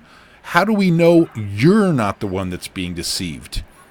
Is not your father the evil doer? Still be deceiving you right now. Yeah, but is not your father the one you've been doing all these evil things that you've been saying, and Kevin's been the one coming here trying to tell you differently about it, but you're the one that keeps saying the no. So are you not being blinded by your own ambition? I don't have any ambition. I'm trying to put Kevin in charge, not me. I don't want to lead this group. I never wanted to form this group, but I fear now that they're going down a dark path, and I can't stand by while good men do dark deeds.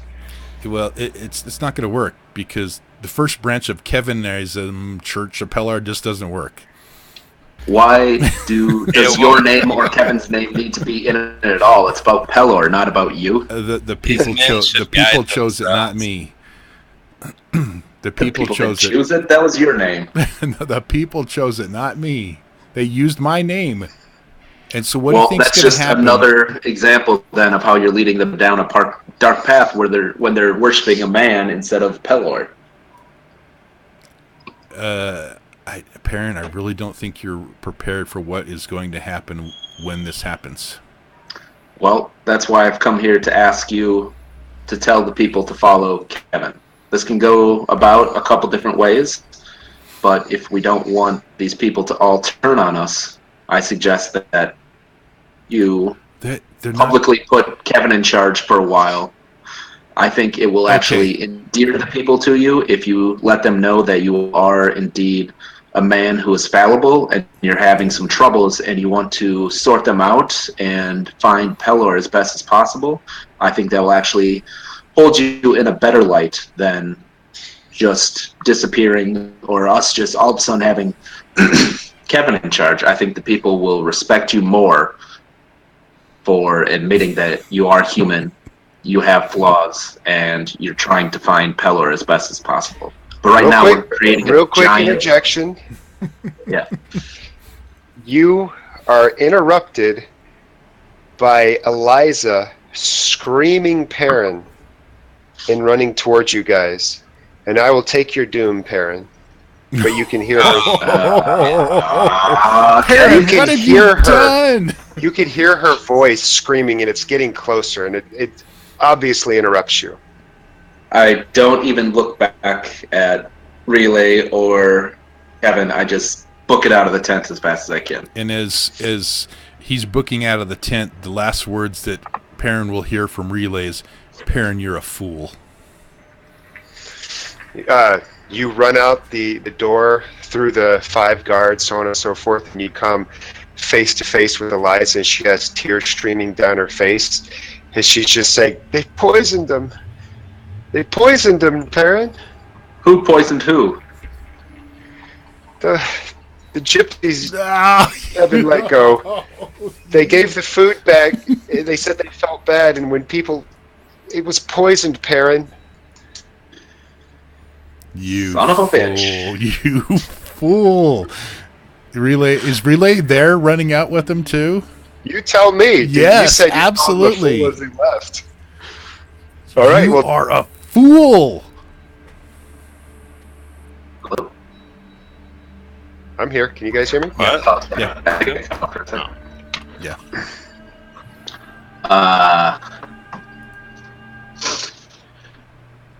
Perrin will just stop him and say, "All right, enough. This ends now. Ishmael, take your men, arrest the gypsies. Do not harm them. Do not kill them." They left, Perrin. They gave the food back and they left. That's what Eliza's saying. So it's okay for them to kill now. Our innocents, people who have been trying and striving for a Pellar. Now it's okay, and now you just want to take them. These people Of course, are it's evil. not okay for them to kill people. Relay That's what I'm leave trying the to town? stop on both Yeah, sides here. he came out with you guys. I'm still in the tent. I didn't even know y'all left. Oh yeah, we left. Oh. Well, I'm assuming you would have followed them when Eliza comes up screaming and crying. Yeah, I walk out of the tent. This is not going to Alright. work. We have to. Relay's going to turn to Liza. Say, Liza, who has died? Who? I mean, She is someone said- sick? She says, "Brother so-and-so and brother so-and-so has died, and their 3 kids are dead, and this one, and then that one, and blah, blah, blah." And she names off these people, and you guys have lost 10 souls to poison. You're down to 75. Relay and say, "This is retribution for your men killing the gypsies. If they hadn't killed them, then My your followers men? wouldn't be dead. Who is in charge of the fist? My men? I'm in charge of training them to protect the innocent. You're the one who taught them that any little deed needs to be punished by death." Relay slings up his shield in a defensive manner, says, "Now who sounds like blasphemy? Perrin, I think you need to check yourself." Before you wreck. Before you wreck yourself. Oh shit! I couldn't resist.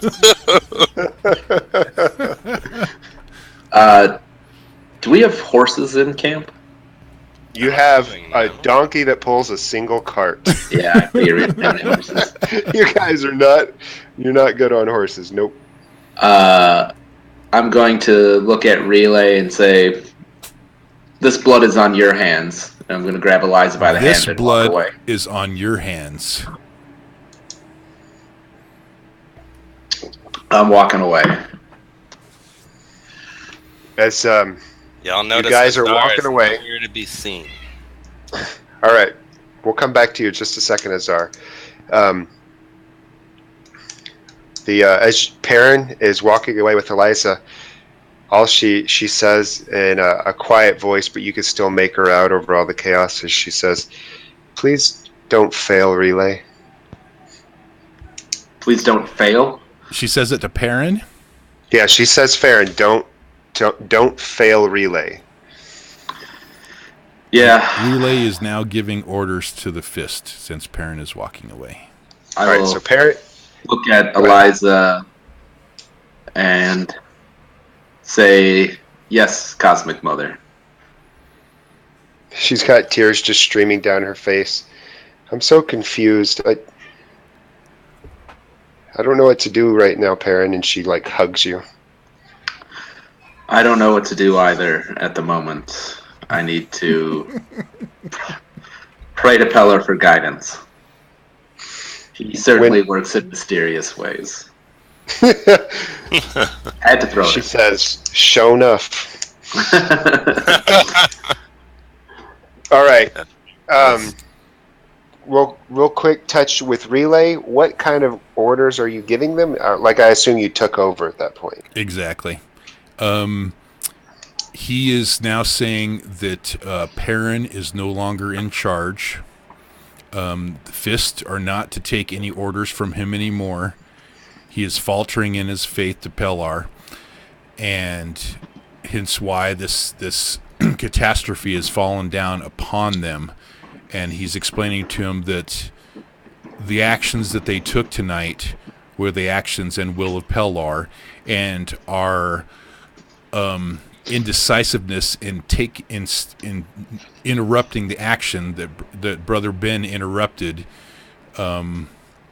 is the Pellar's retribution down upon us for not doing the things that needed to be done.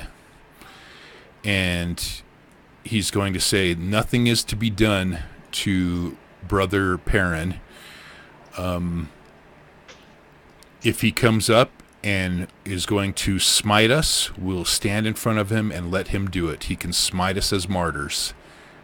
But as of right now, I want you to get the fist, and I want you to go bring the rest of those gypsies here to the camp. Yes, sir. They take up their weapons and they go disperse and find the other fists, and they're looking for gypsies. Okay, and then he's going to send orders out to other people to gather the flock back in to keep them safe, and then also other orders to bring any of the sick or the ailing at this time to him, and to also Brother I keep forgetting his name.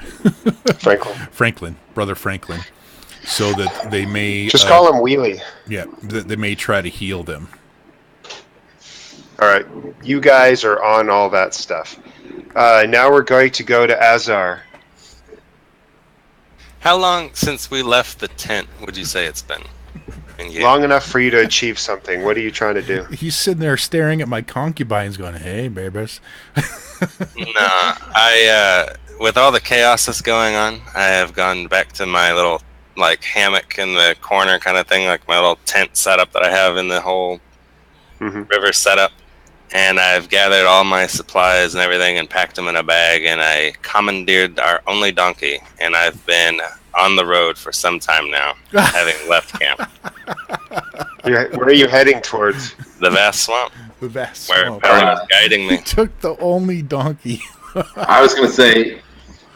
I'm questioning everything. I'm doubting with the fucking Raylanites killing people, not knowing how I feel about the gypsies, with Perrin wanting to put the weight of the whole fucking cult on my head, and then y'all are going back and forth and fighting over who's gonna kill who and who's gonna die and who has orders. I'm like, fuck this shit. I'm supposed to be wondering and getting my life together. Wow. That's so funny because Perrin and Eliza were packing their bags and walking towards the vast swamps too. Well, maybe we'll meet at the temple again, but I'm fucking outies. Wuss.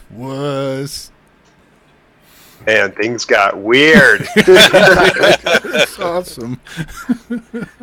FJ is about to massacre a people. Oh man, it was. And when he finds out I stole a donkey, Jesus Christ. Oh yeah, you're done. As his brother Ben's done. We're sending the army after him for the donkey.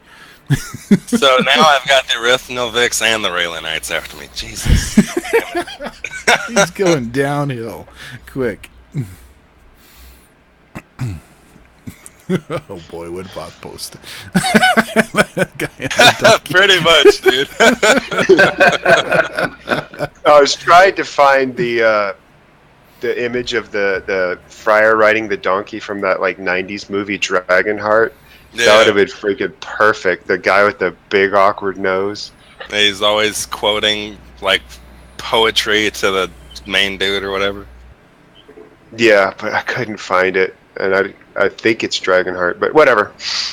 You get the idea. Yeah. One of Relay's commands too was for them to go and free Brother Thomas too. Okay. Brother Thomas was to go on the mission to see if they can hunt down the whatever they're called. The group of gypsies that you guys were having a problem with are gone.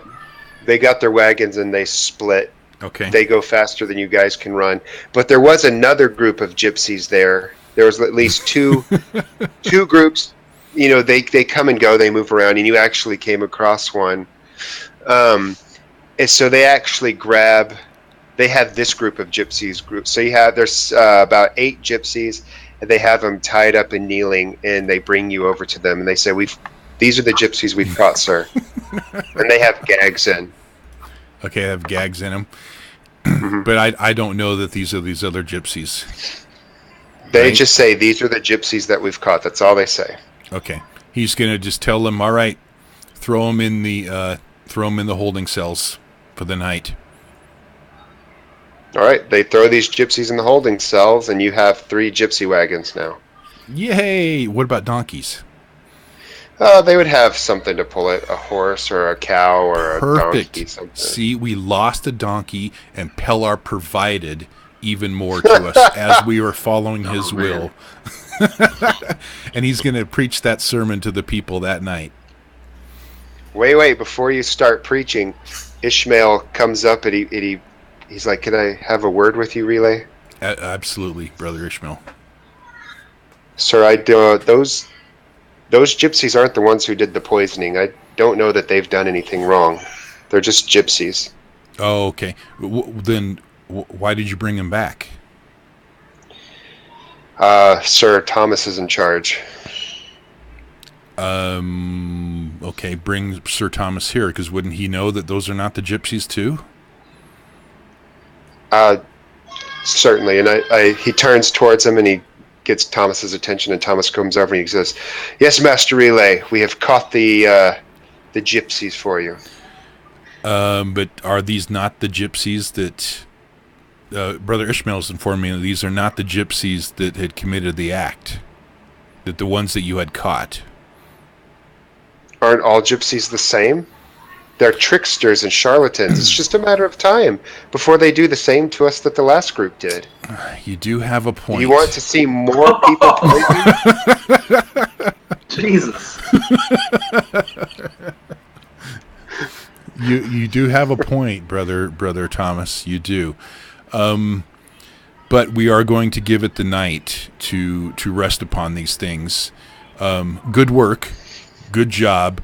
I'm just sorry that things had to go out this way and that you had to be put, out somewhere else. Brother Perrin is not to be taken there's not to be any revenge taken upon him. And if he comes at you or any of your men or anybody, you're to stand there and receive Pellar's judgment. We will not fight back against our own kind. Is that understood, Brother Thomas? Yes, sir. Okay, but good job. I commend you for your will and your purpose in this, and your suffering for this night, because Brother Thomas, you were doing the right thing. But I think with these gypsies coming and the ones we've captured, I think we will at least be safe for the night, and we can give it some more thought at that time, and we will go from there. But we will make sure that the guards are posted around the camp. I want everyone in nice and tight tonight, so that we have no more of this happening. We lost 10 people tonight. 10 souls who were progressing with Pellar. We're not there yet. We are not ready there. We lost 12. You lost 12? Yes, sir. The 10 that were poisoned and the 2 that left with the gypsies. They caused them to renounce their faith through trickery. Kill them all. Kill them all. They just keep pulling me back in.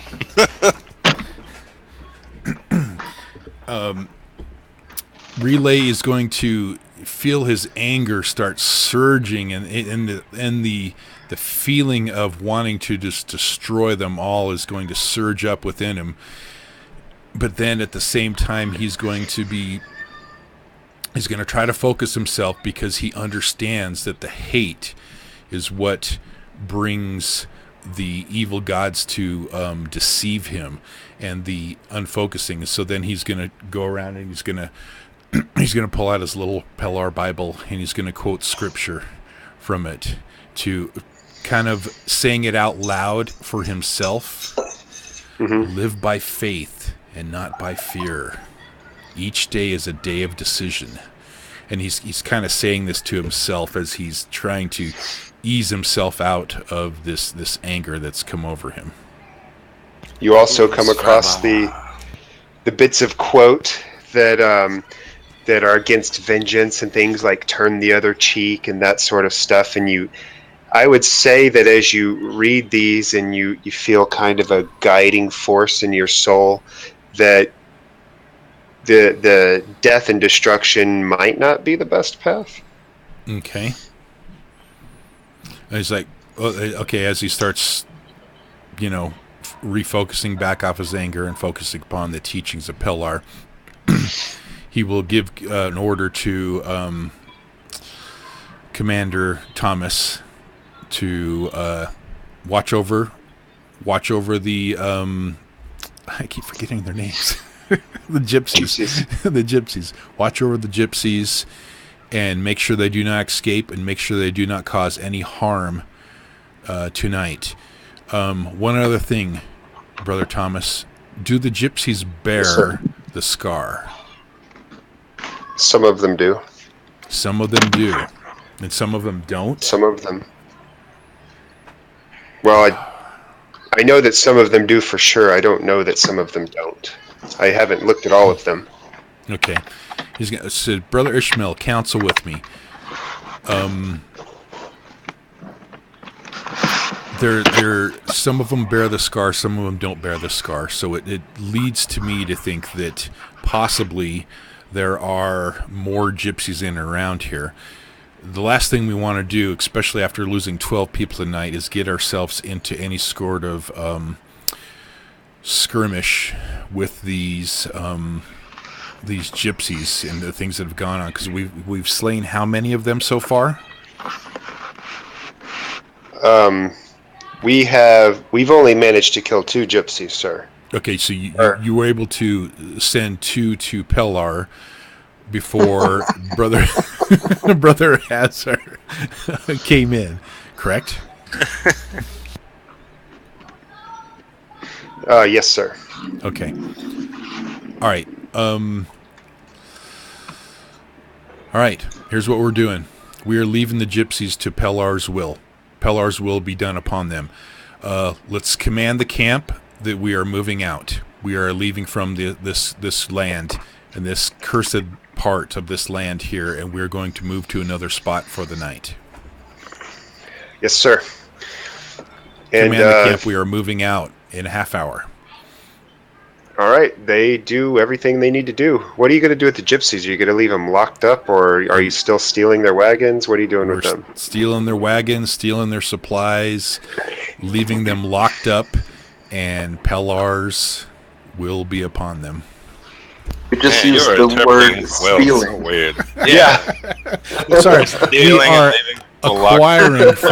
we are acquiring their possessions for the lost souls. Just say we will accept their tithe. Yes, we're accepting. We're accepting their tithes as payment for the damage that their kind has done to the true purposeful people of Pellar. All right, so we're going to now cut to Perrin. You are with Eliza, and you guys have collected your stuff, right? And you're heading out. And we are walking back to go pack our things. Okay, well, she's walking with you. Yeah. Well, what are we going to do? I don't know what to do. He's lost his damn mind. I think he's under the influence of an evil god, and I don't know how to stop him. Can't we... You said something about an exorcism. Can't we do that? I don't know how to do that. I can pray to Pellar for guidance, but... Relay, do some jumping jacks. Like Sit-ups now. Well, how do you know that he's not doing right? It's just a feeling. I feel like he is... I don't feel like he's doing Pellar's will. I feel like... I mean, we've seen evil gods come through him before. I think he is confused, and there's evil at work here. Well, you know, they were stealing a bunch of food. What if people died of starvation because they stole the food? Oh, I think the stealing of the food was wrong, and I think we needed to do something about it. I just don't know that we needed to kill them. And look what the killing brought about. They then took their vengeance on us and poisoned 10 of our people. I think Well, I don't know. Why did we have to kill Captain Rinaldi? He was trying to rape you. That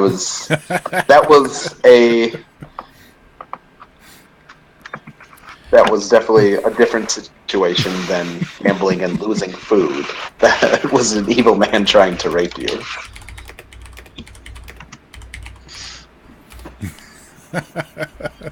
I don't know. I don't know either. Causing people to starve seems just as bad as what he was trying to do to me. We could have taken the food back and sent the gypsies on their way. We could have arrested them and showed them what they were doing was wrong. Just feels wrong to murder them, but I'm not perfect. I can't say for sure what Pellar would want us to do. I can only do what I think is right. So, did you guys get on the road and you're heading out of the camp yet? Yes. All right. Then at this point, she's like, "Is that a czar up there, Kevin?" Well, he would ride a donkey, so that might be him. Yes. There's a donkey tied to a tree and a man sitting next to a fire reading a rather big book. I don't know anybody else who has a glowing hand.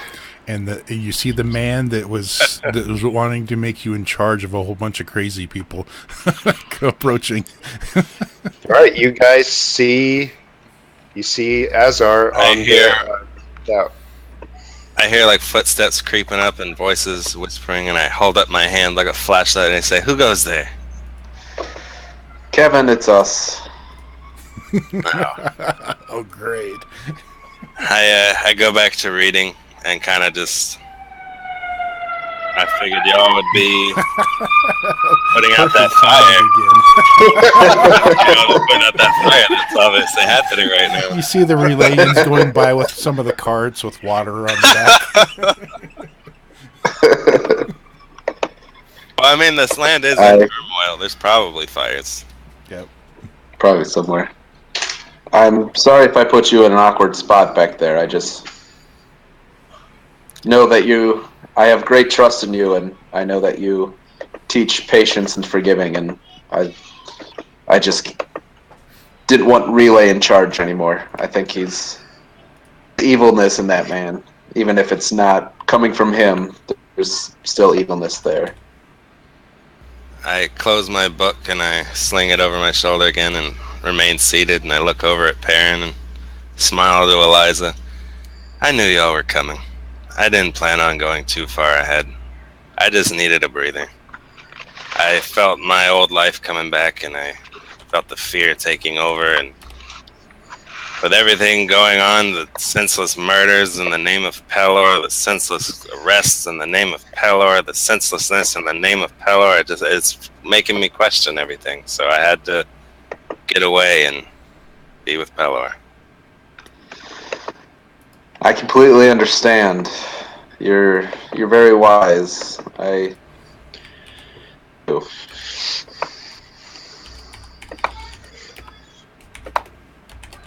Plus, I mean, as much as Pelor means to us, we're gonna meet him sooner than later if we don't get these skulls. I mean, we're so close to the vast swamp, and it seems to be slowing down. Yeah, we've wasted weeks on all this craziness when we could have been moving towards the swamps faster by ourselves. I wish Relay was here to accompany us, but I think he's gone down a dark path and is being corrupted by power, and I get his the own thing. feeling that Relay's path is your test. Why does everyone keep saying that? Perhaps Pelor is trying to tell you in his own mysterious way.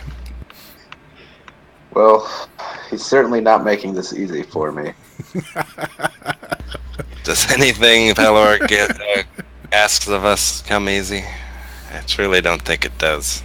No, it definitely does not. Coming from the man that tried to suck my power out. Trials and tribulations. Trials and tribulations. That which doesn't kill you only makes you stronger. And crazier. Well, I think... Perrin, I wanted to ask you something. Yes, Eliza? What is Relay's special tent for, anyways? Oh, God. Oh, I'll tell you when you're older. I just picture Eliza calling out Pelor a lot in there. Can I get to that special club where they get to scream Pelor?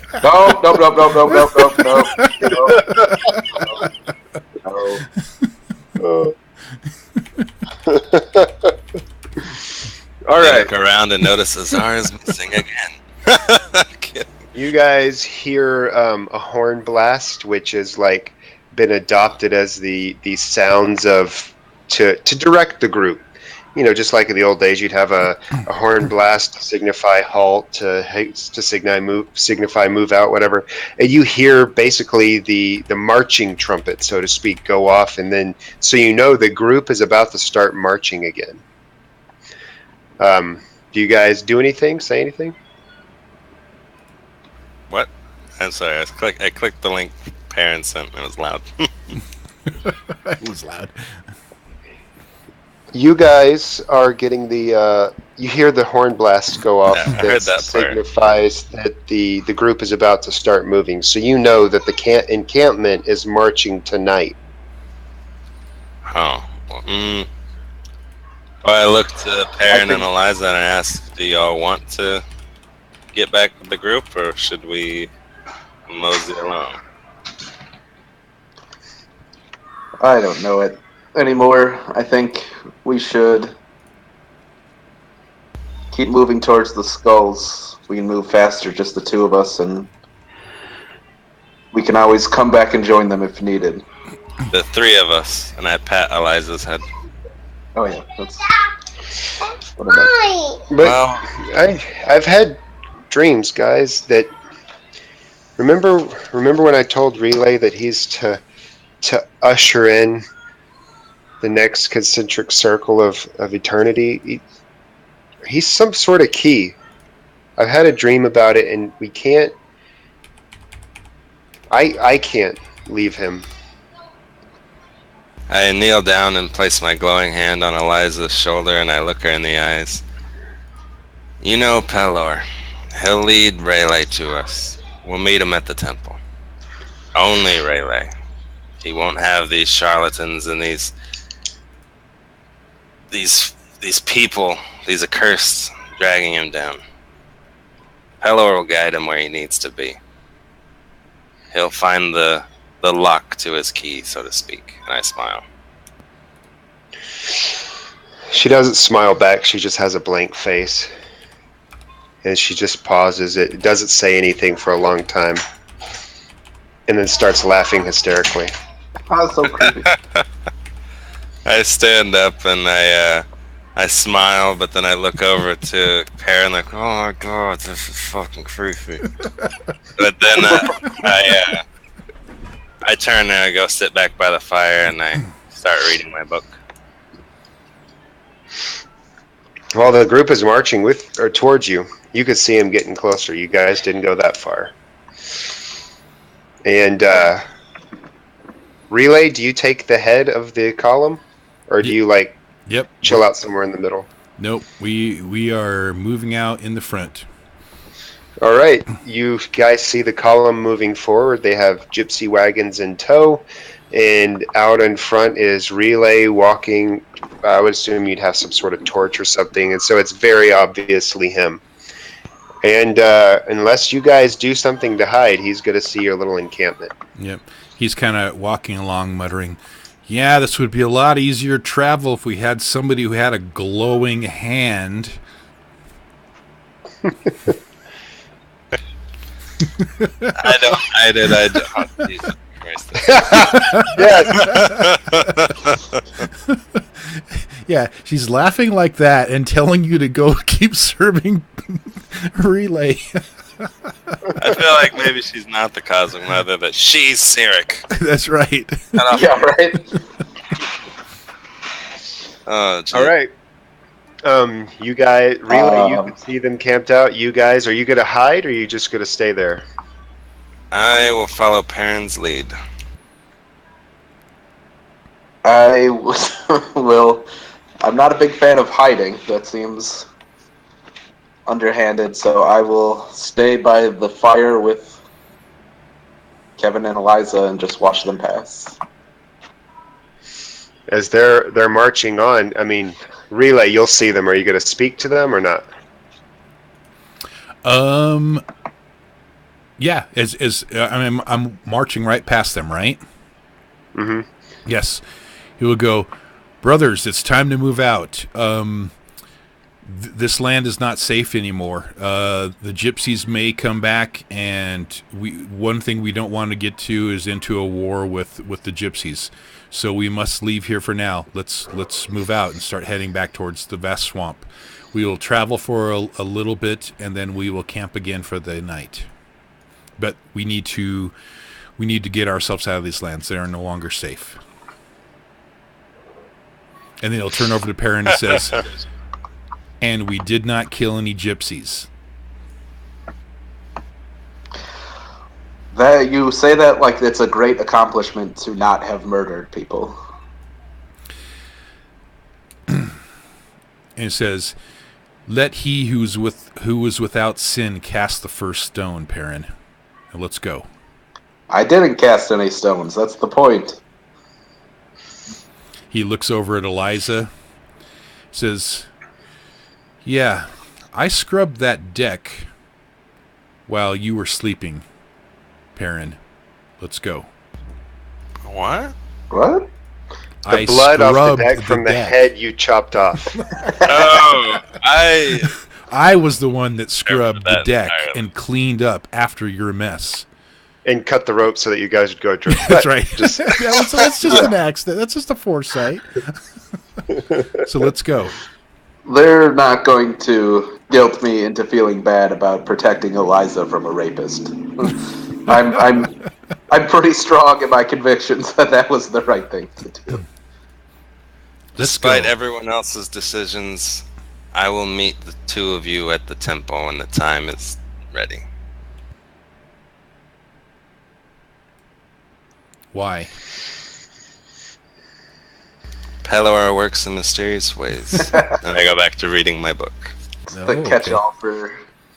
That- All right, I we're can't- going to I can't complain with that. montage forward. We're just going to montage forward since we're at a sort of an impasse. Uh-oh. We're going to come. Ooh. Alright, Bum, bum, bum.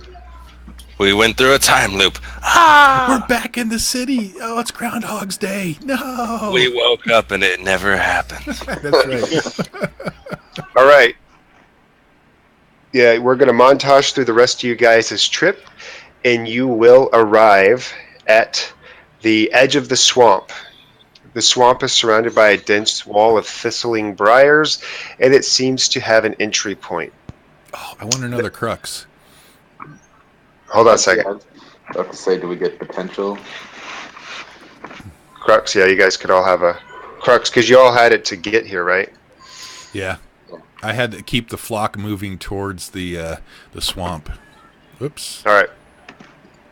I'll draw one. I already gave you one. Sorry. Oh, toss it out. But go ahead, everybody fill up your potential to max, Yay. because you guys have What's max? Montage. 13? 13. In the distance beyond the oily, mucky pools, the remnants of an old wall and gate are visible in the background over here. The beautiful architecture of the wall and the arch are discordant with the dark swamp, and a makeshift tent city of diverse people has sprung up on the still dry edge of the swamp. So there's even more accursed clustering around the edge of the swamp here. Sweet baby Jesus. So you guys walk into basically a shanty town, and at some point, the three of you are going to meet up again, because Relay, I would assume, let's say Relay goes and finds you in the crowd. He's separate from his group. No, he will he'll send the Fist of Pellar, some members To of gather us? Ishmael, and he'll send Ishmael and Thomas out to find them. How about just Ishmael and like a couple other guys? Sure. Not Thomas, because Thomas is He's devout Not to the me best now. Kill Thomas if he walks up to me right now. Hey, Thomas is like the main dude. He's like the mountain. Cut the head off the snake. Exactly. You wouldn't send out the head guy. You'd send out the little underling. Yep. Last time I saw Thomas, I arrested him for murder. Yeah. Did. So Blasphemer. Ishmael finds Perrin and Azar in the crowds, and Ishmael says, "Perrin, it's good to see you. You know, the words that you said to Relay, they had a significant impact. He did ultimately decide to turn the other cheek, and he just dismissed those other gypsies instead of killing them. And Though he left them tied up. I would say, aren't they in a wagon, like being held prisoner? Nope. Um, You left him tied up way back in the other area. You left them tied up to die? I Oh my did. God. no. They would have got out. Okay. They got out. Well, 'Cause, I did leave him to die. I left him to die and said, let Pellar's will be done upon them. So if they got out, hey, that was Pellar's will. Okay. Well, they got out, and the reason Not evil. I just leave people to die and steal all their stuff. I did. and the reason they got out was Ishmael left a dagger stabbed into the dirt 10 feet away, and he said, "When the time is right, cut yourself free," and then he left. Oh, Ishmael. I like Ishmael. I don't like Ishmael anymore. And Ishmael pulls you aside, and he's talking to you. He said, Relay's trying to turn a new leaf. He's in his teachings are reflecting that murder isn't always the answer, and ultimately we let the gypsies go. We left them tied up, and I left them a dagger to cut themselves free when we were gone. We need the balancing force that you brought and Azar brought. All this pressure on Relay alone, I'm worried is going to make him turn back to his ways, his super zealous ways. Zealous? Ishmael, I have been thinking long and hard on how to help not only Relay, but the people following him.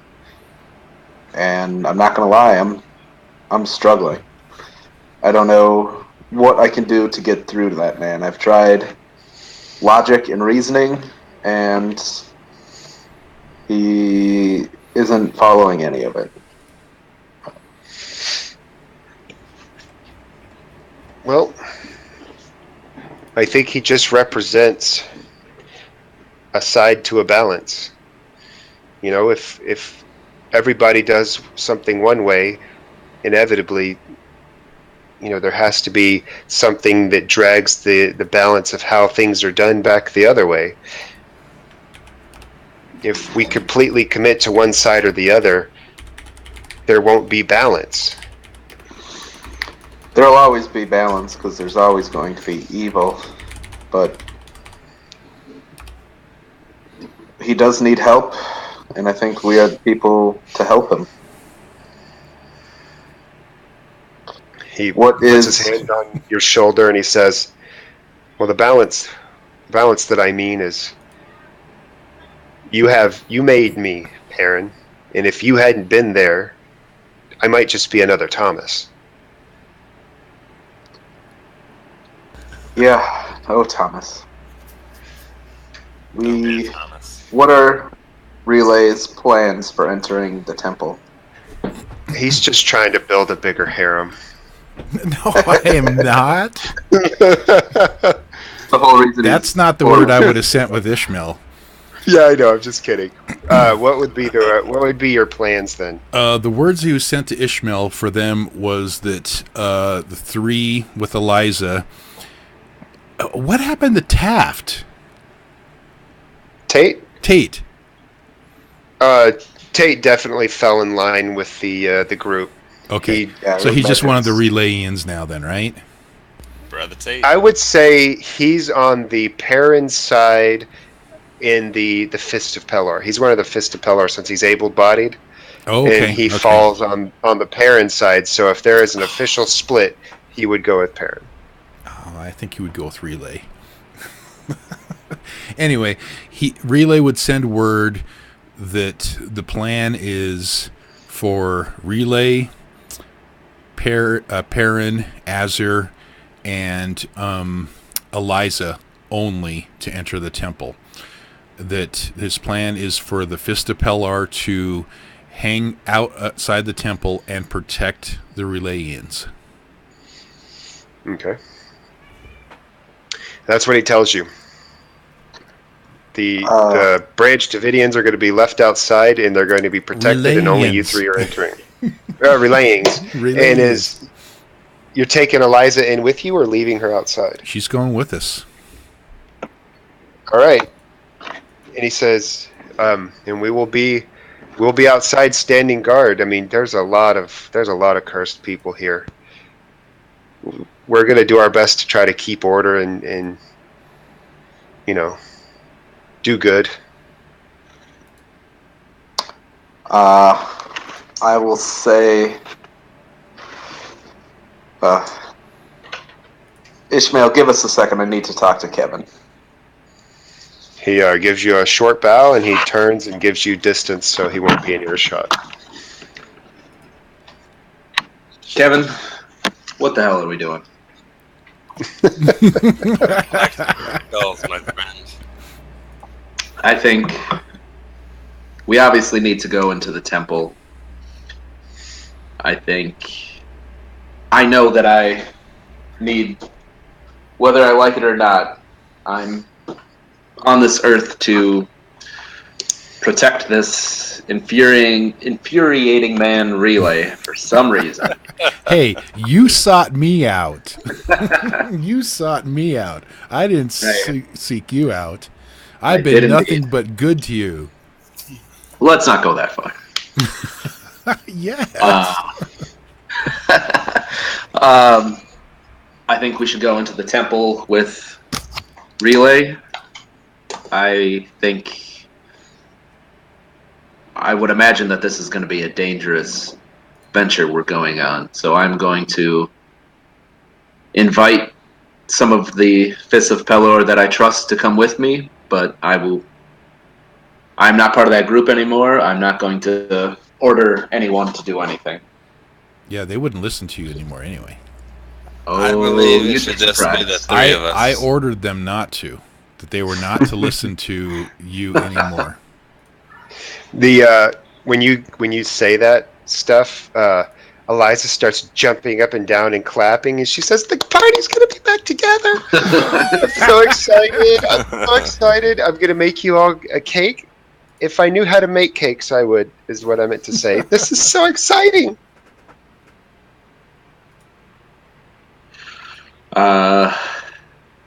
Ishmael, lead Yes, us sir. to Relay.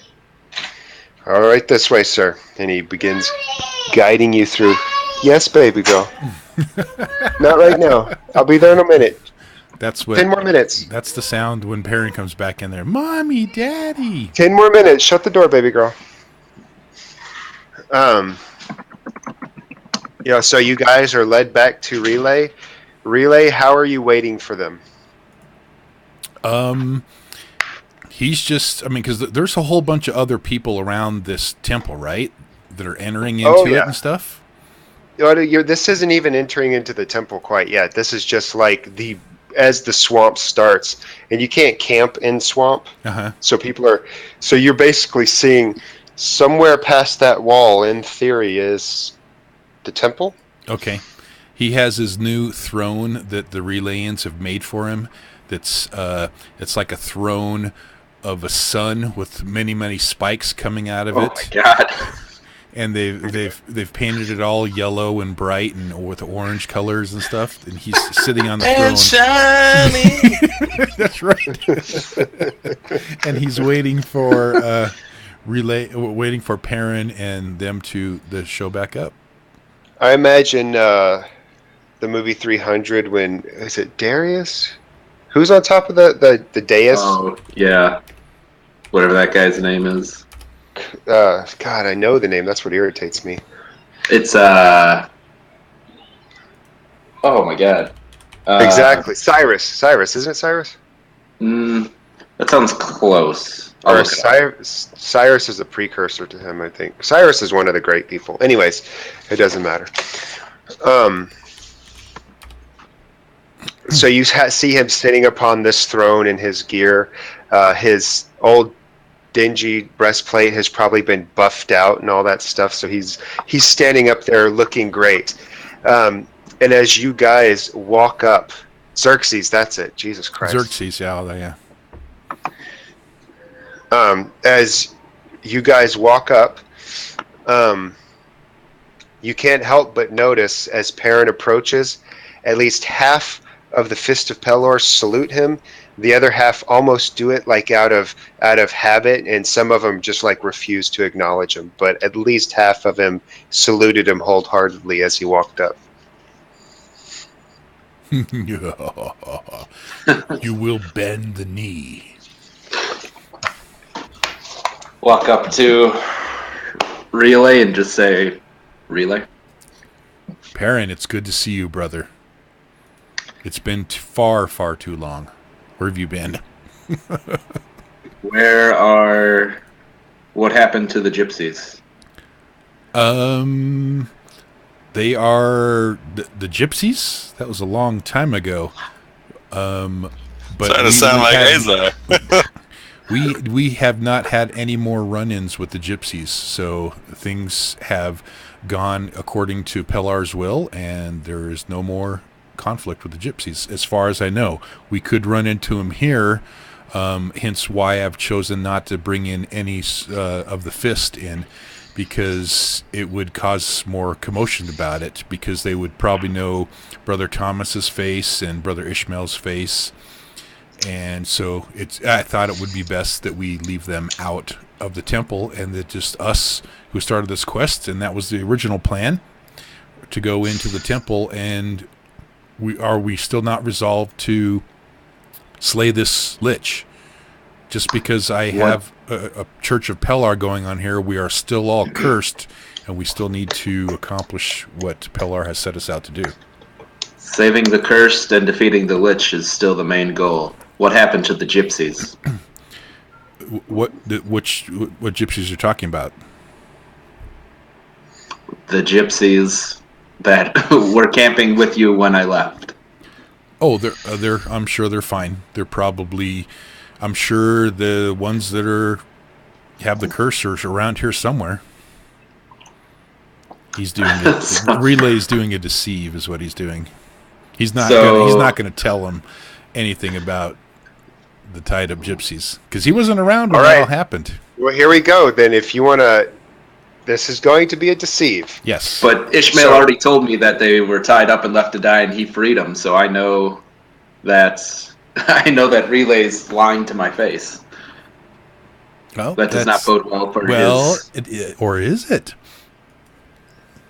Because how Ishmael's not lying to you? Well, one of them has been getting. There's one of you I trust and one of you I don't trust. Okay, so then you just take it as a lie. Yeah, I just I realized that I can't trust you, and things are worse than I assumed. Back in the old days, you would have just told me you left him for dead, and now you're actively lying to me. Say, we will go into the temple, but I'm inviting a few of the Fist with me. We're going to need every man we can, I would imagine. No, the Fist are not going. They're free men. They can do what they want. The Fist are sworn to Pelar under my command, and they will be out here to protect the people. They are not coming into the temple. I will turn and look at the Fists gathered there and say, Ishmael, Tate, my other brothers, we're going on you other guys. We're going on a dangerous mission. We don't know what evil lurks inside that temple. I won't give any of you orders, but I invite those pure of heart who are unafraid to join us. You see a lot of them looking around. There's confusion and wavering. And ultimately, Tate and Ishmael will come and stand by your side. And some of the others say, I'm sorry, Perrin. I'm not comfortable. Yeah, now let me give you some background about how Relay would have been treating the Fist along this last journey through the montage. He would have been using them as advisors, not as, here, soldiers, go kill them and do what I say. So he's not using them as a overbearing king. He's using them as, wants to know their opinions and stuff. Right. So if Ishmael and Tate all of a sudden say, yeah, we want to go, he would probably question us. Okay, Ishmael, Tate, why would you want to go? It is not the he would counsel with them. Is not keeping the people alive more important than what we've planned out already and what we were planning to do here? I'll say these men are free to speak their mind, but I think finding the skulls and being able to take them back to the Temple of Pelor is not only going to save these people here, but how many countless thousands more. I think their priority, in my mind, is correct, coming with us to get the skulls. But they're free men. They can do as they want. I don't order them around anymore. No, and that's why I'm asking them, Perrin. Thank you for your information. But I'm asking them for their opinion and their counsel. Ishmael, Tate. So you ask him what's more important, going in there or protecting the people outside? Yeah, he's just trying to counsel with them and get their feelings upon what they're thinking, because they came over and stood next to Perrin and acting like they want to go in, but the plan has been all along for them to stay out and protect the people. And so now he's just like, what's the change? What's the change of the heart? What are you thinking? What if you guys run into trouble in there? What if the three of you isn't enough? Look how many people are gathered here. Someone might just try to kill you in your sleep. Well, that's why it would be better for you to stay out, because look how many are gathered here, and there's going to be more coming, and we need to protect the people. Relay, Franklin's already trying to convert all these people. By the time we get out, you're probably going to have a holy army. I think they'll be okay. Oh. But I need to keep an eye on you guys to make sure you're safe in there. Who's watching over y'all? Ourselves, through Pelar's will. Well, I could say, Relay, they're free men. They can do as they choose. Yeah, but they're free men sworn to uphold Pelar's will. And have sworn fealty to myself. The fact that you're asking people to swear fealty to you concerns me. Well, he's like, that's, I guess, not the first or the last time it's been a concern to you, Perrin. But just know that there are things that are concerning about yourself, too. I'll be the first to admit I have many flaws. And at this point, a nameless fist comes up who was accompanying Franklin, comes up and he says, "Permission to speak, sir," and he's facing Relay. Speak freely, sir. Speak freely. Yes. Say something! They found a preacher when we were trying to convert people. He claims to have the ability to remove the curse. Relay will turn over to Perrin with kind of a questioning look like, does that sound right? Sounds like another charlatan. The faster we get into the temple, and the faster we get out. No, sir, look. And he holds up his hand, and the curse mark is gone. Was this a guy that had the curse? Sounds like another charlatan. The faster we get in, get the skulls, the faster we can go after the Lich and end this whole thing. Perrin, let's not be too hasty in this matter. Tate, one of your friends, Perrin, Tate, wavers and he goes, but he could just remove the curse. Wouldn't that solve the problem? You are free to find out. I'm going into the temple. Those who want to come with me are welcome. Relay, if you want to stay out here and deal with this charlatan, be my guest.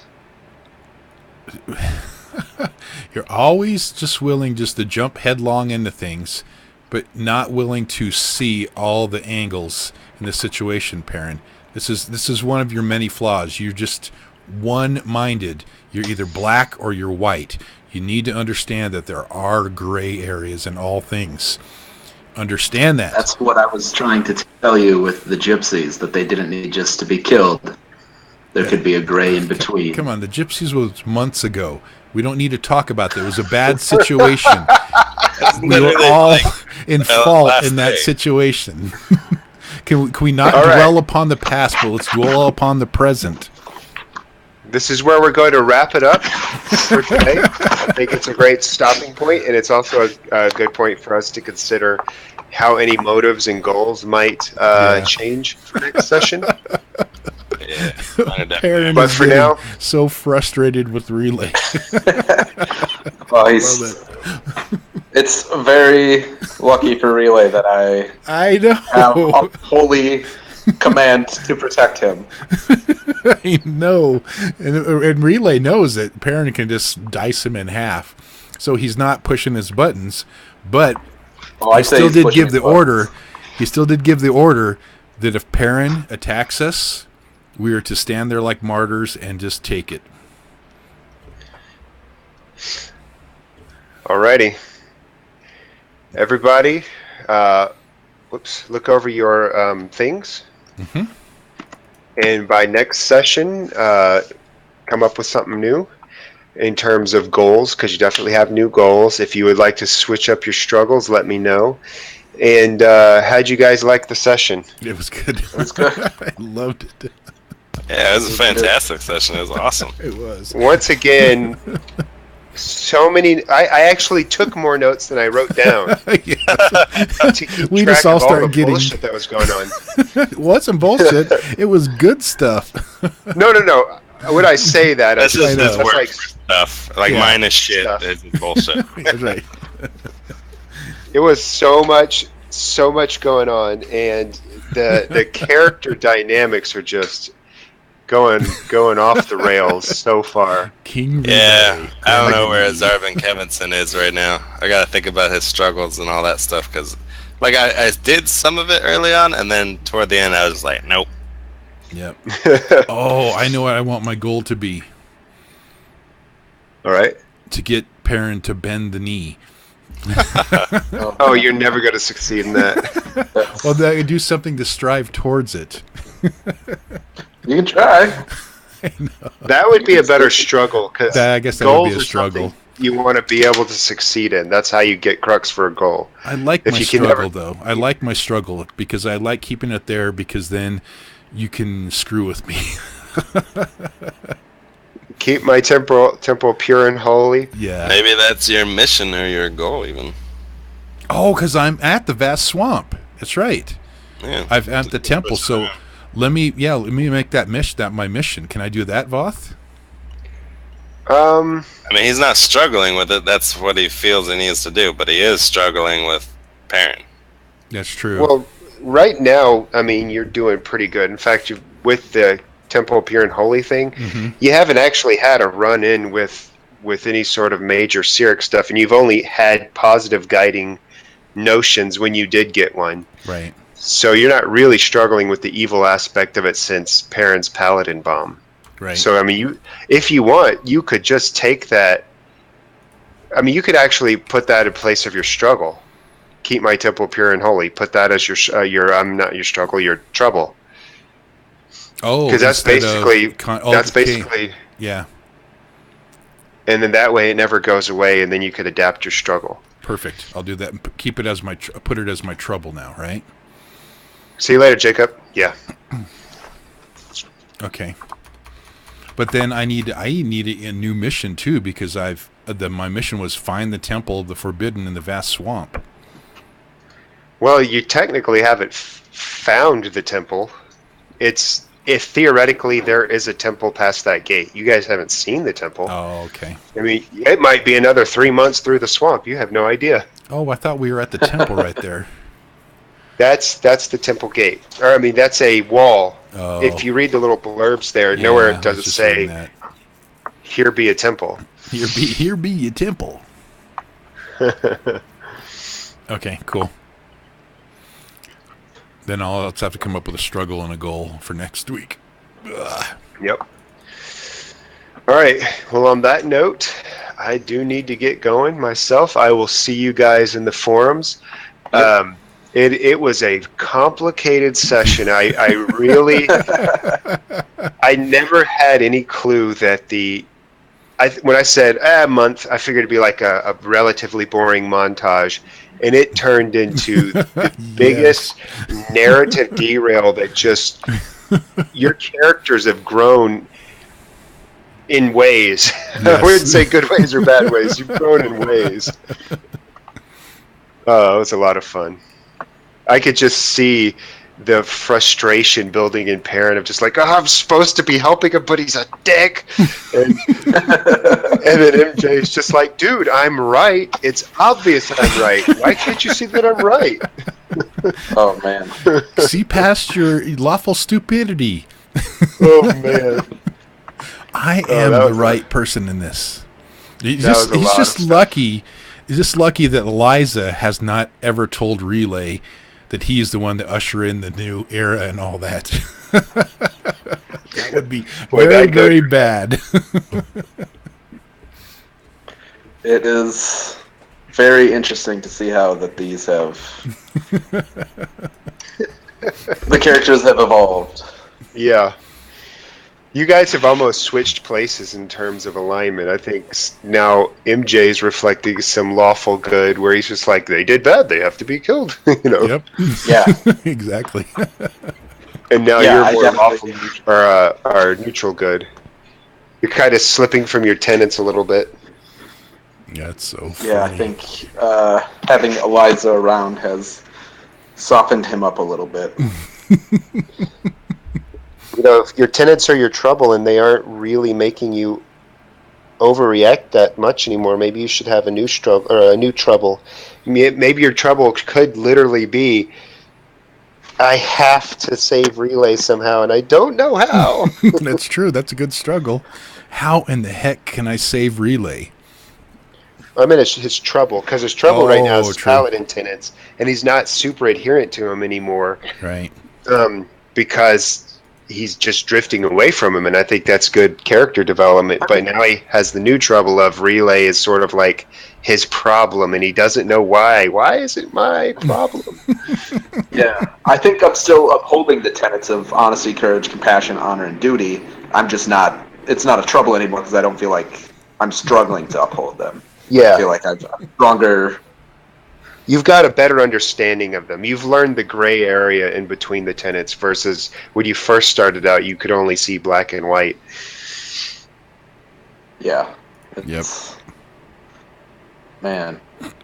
MJ, you were doing a good job of frustrating the out of me. Yep. Oh, man. But anyways, I'm trying to reason with you.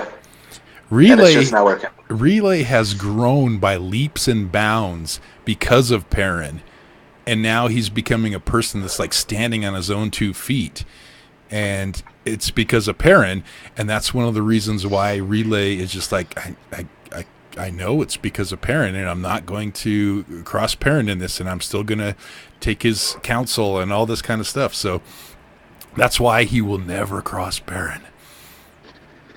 Unless he has to.